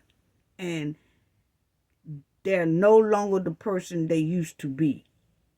And they start following a better road in life. Okay? It's the ones that have a bad past record and then as they're out continue to do the same trifling behavior that they did in the past. That's what you need to worry about. Like the Francisco that did Ella the way he did. Repeat offender. All these repeat offenders out here. And then you got some people who have been in trouble that's not repeat offenders because they have changed their lives. They have rehabilitated themselves or have gotten some type of help to where they're no longer following that path of the past that got them in a lot of trouble. So that's why, when people say about Jared Pass, okay. Is he doing the same thing now? No. He got him a little podcast. He got him a news thing going. He got his thing going to where now he's reporting on stories. He's reporting on issues. Yeah.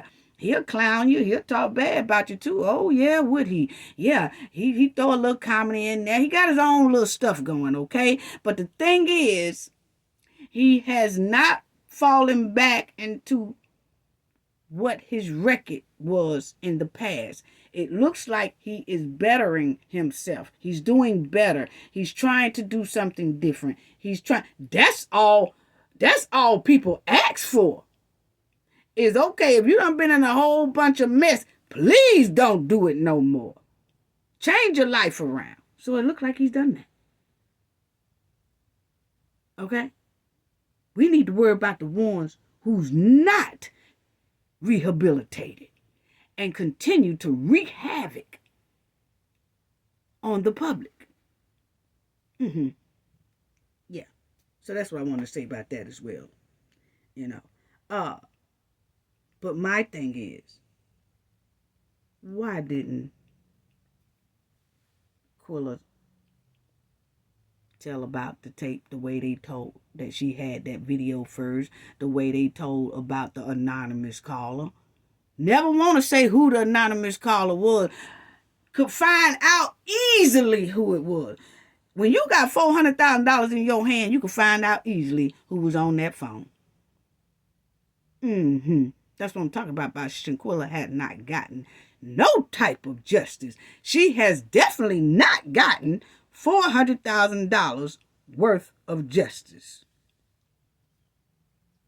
Everybody want to throw parties and balls and eat on pig feet and chitlins and Kool-Aid and all that at brunches and lunches and all that. Ain't thought nothing about putting on no boots for Shanquilla.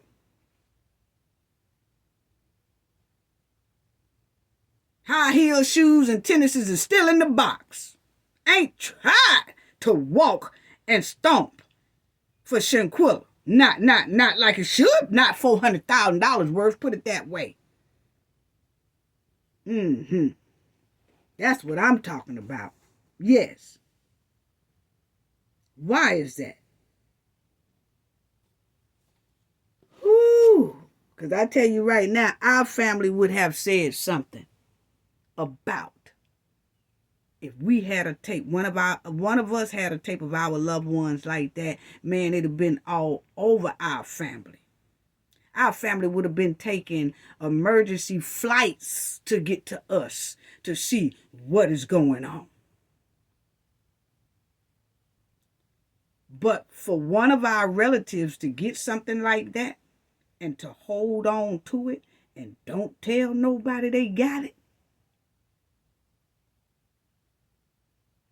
there's some stink going on. So that's one of the conflict of interest, mysterious moves that we had a question about. Yeah. See, that was a mysterious move that happened before conflict of interest was exposed. And like I said before, the same way they kept that video quiet, allegedly, if they had it, the same way they kept it quiet is the same way they're keeping Shanquilla's case quiet. That shows a trend. And it's not a good trend at all. It's an alarming trend. Because, see, some people think the public is too dumb to realize what the hell is really going on. It's a lot of people that do things like this think that the public won't notice or think that the public is going to just move on and not say nothing. Hell no, y'all got $400,000 worth of money from us. So, until October the 29th, we're going to continue to ride bumpers. Because something is very janky going on. It really is. You had motor mouth about everything else. Oh, yeah. See, we got an anonymous phone call that said, hey, that ain't no alcohol poisoning. They was over there jumping on that girl. But then, ain't said nothing about this video. So what's really going on? What's really going on? Think we got an idea. We'll talk about that very, very soon, family. So that's all I have to say about that. As far as Ella, her case, like I said, we did do some updates on Ella, and we have got in contact with Ella's family. And I know I keep saying that because that's basically all we could say right now, family. I want to say more, but I can't, because we all know that Brandon Francisco, we all know that his folks is listening and looking. Okay, yes, they looking at Cafe of Knowledge. They did not think that we was going to be on their bumper this hard. Okay, so it's only so much I could say, but it is looking positive on Ella's end, and that it do look like it won't be long before Francisco do have Ella's homicide attached to his trifling ass. Okay, so yes, and that's all I can say right now. Now, y'all see how easy I did that? Shanquilla family can say the same thing. Hey, y'all, I can't say much, but things are going good. Things look like it's moving in the right direction, but that's all we could say right now. But we still pushing. And hey, leave it alone. They ain't even got the respect to do that for Shanquilla supporters who gave them over $400,000 worth of money. So in Ella's case, like I said, it's moving along in a positive direction. It's looking very positive, and it looks like it won't be long before Brandon is attached to Ella's homicide, so her kids and her family can have closure, and her kids can also get the proper paperwork of Ella being deceased, so they can get help and benefits and things that they so rightfully deserved that Brandon took away their mother. Okay, so that's all I got to say about that. Y'all have a great day, family. Gain knowledge to prevent blockage. And we all know what that means. The more you know, the harder it is for anybody to block y'all from y'all goals and success. Bye-bye.